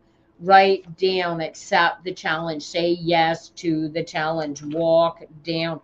This is how the emotions, everything coming together is going to bring you forward to your best life.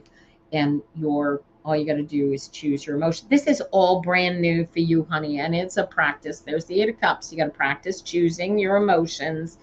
And once you get even better at it, and you just go, I'm more and more, I'm more. The feeling you lack is anger. Right? So this is, you're going to have to create, you might have to create that one in order to transform it, because you've got it so bottled up, you refuse to allow yourself to feel it. James, yeah, I'll pull your card real quick, but we're just finishing up here. James, King of Cups, dude, focus on what you want. Are you working on your videos? You working on your music? Are you working on creating opportunities for yourself to work? I want the practice. You have to create. So what happens? So we're talking about choosing the emotion, right? You have to focus on the emotion in order to get rid of that anger you've stuffed so deep and hidden away from you right? You need to create that and pull it up. And I think maybe in creating little videos, right? You can use the TikTok makes creating videos really easy, especially short little video clips. But you can use, there's all sorts of other little video programs that you can use that are just as easy to create clips with that you can do. But you want to focus on who you are, where you are, when you are, and choose how you want to feel. And if you've never had anger and you've got all of that angrifying situation bottled up inside of you, you're going to create that emotion. You're going to create it in this story. You are going to, every time in your past where you did not get angry and stand up for yourself and take your power back, you need to recreate that in the story, I think. And you're going to feel your way through it and start in alignment and finish in alignment, okay? And control how you're writing it down. Be the boss. You need to be the boss of all of your emotions. Well, thank you all for coming in today. This has been the Architecture of Alignment. I am Tina Brooks. You can find me for a reading. You want me to read for you out of this on psychictarot.ca. It is now noon Eastern time, and we are going to leave you with this final thought. Oh, not if I can't read it to you. That wraps up today's session of the Architecture of Alignment. Thank you all so much for spending your time with me today, for your wonderful comments, and for sharing your energy. Remember, alignment is not a destination. It's a daily practice. If you'd like to book a private session or learn more, head over here to psychictarot.ca. Until next time, stay aligned, trust your intuition, and enjoy the rest of your day. We'll see you back here next Tuesday, same time, same station. See you. Be well. Have a good one.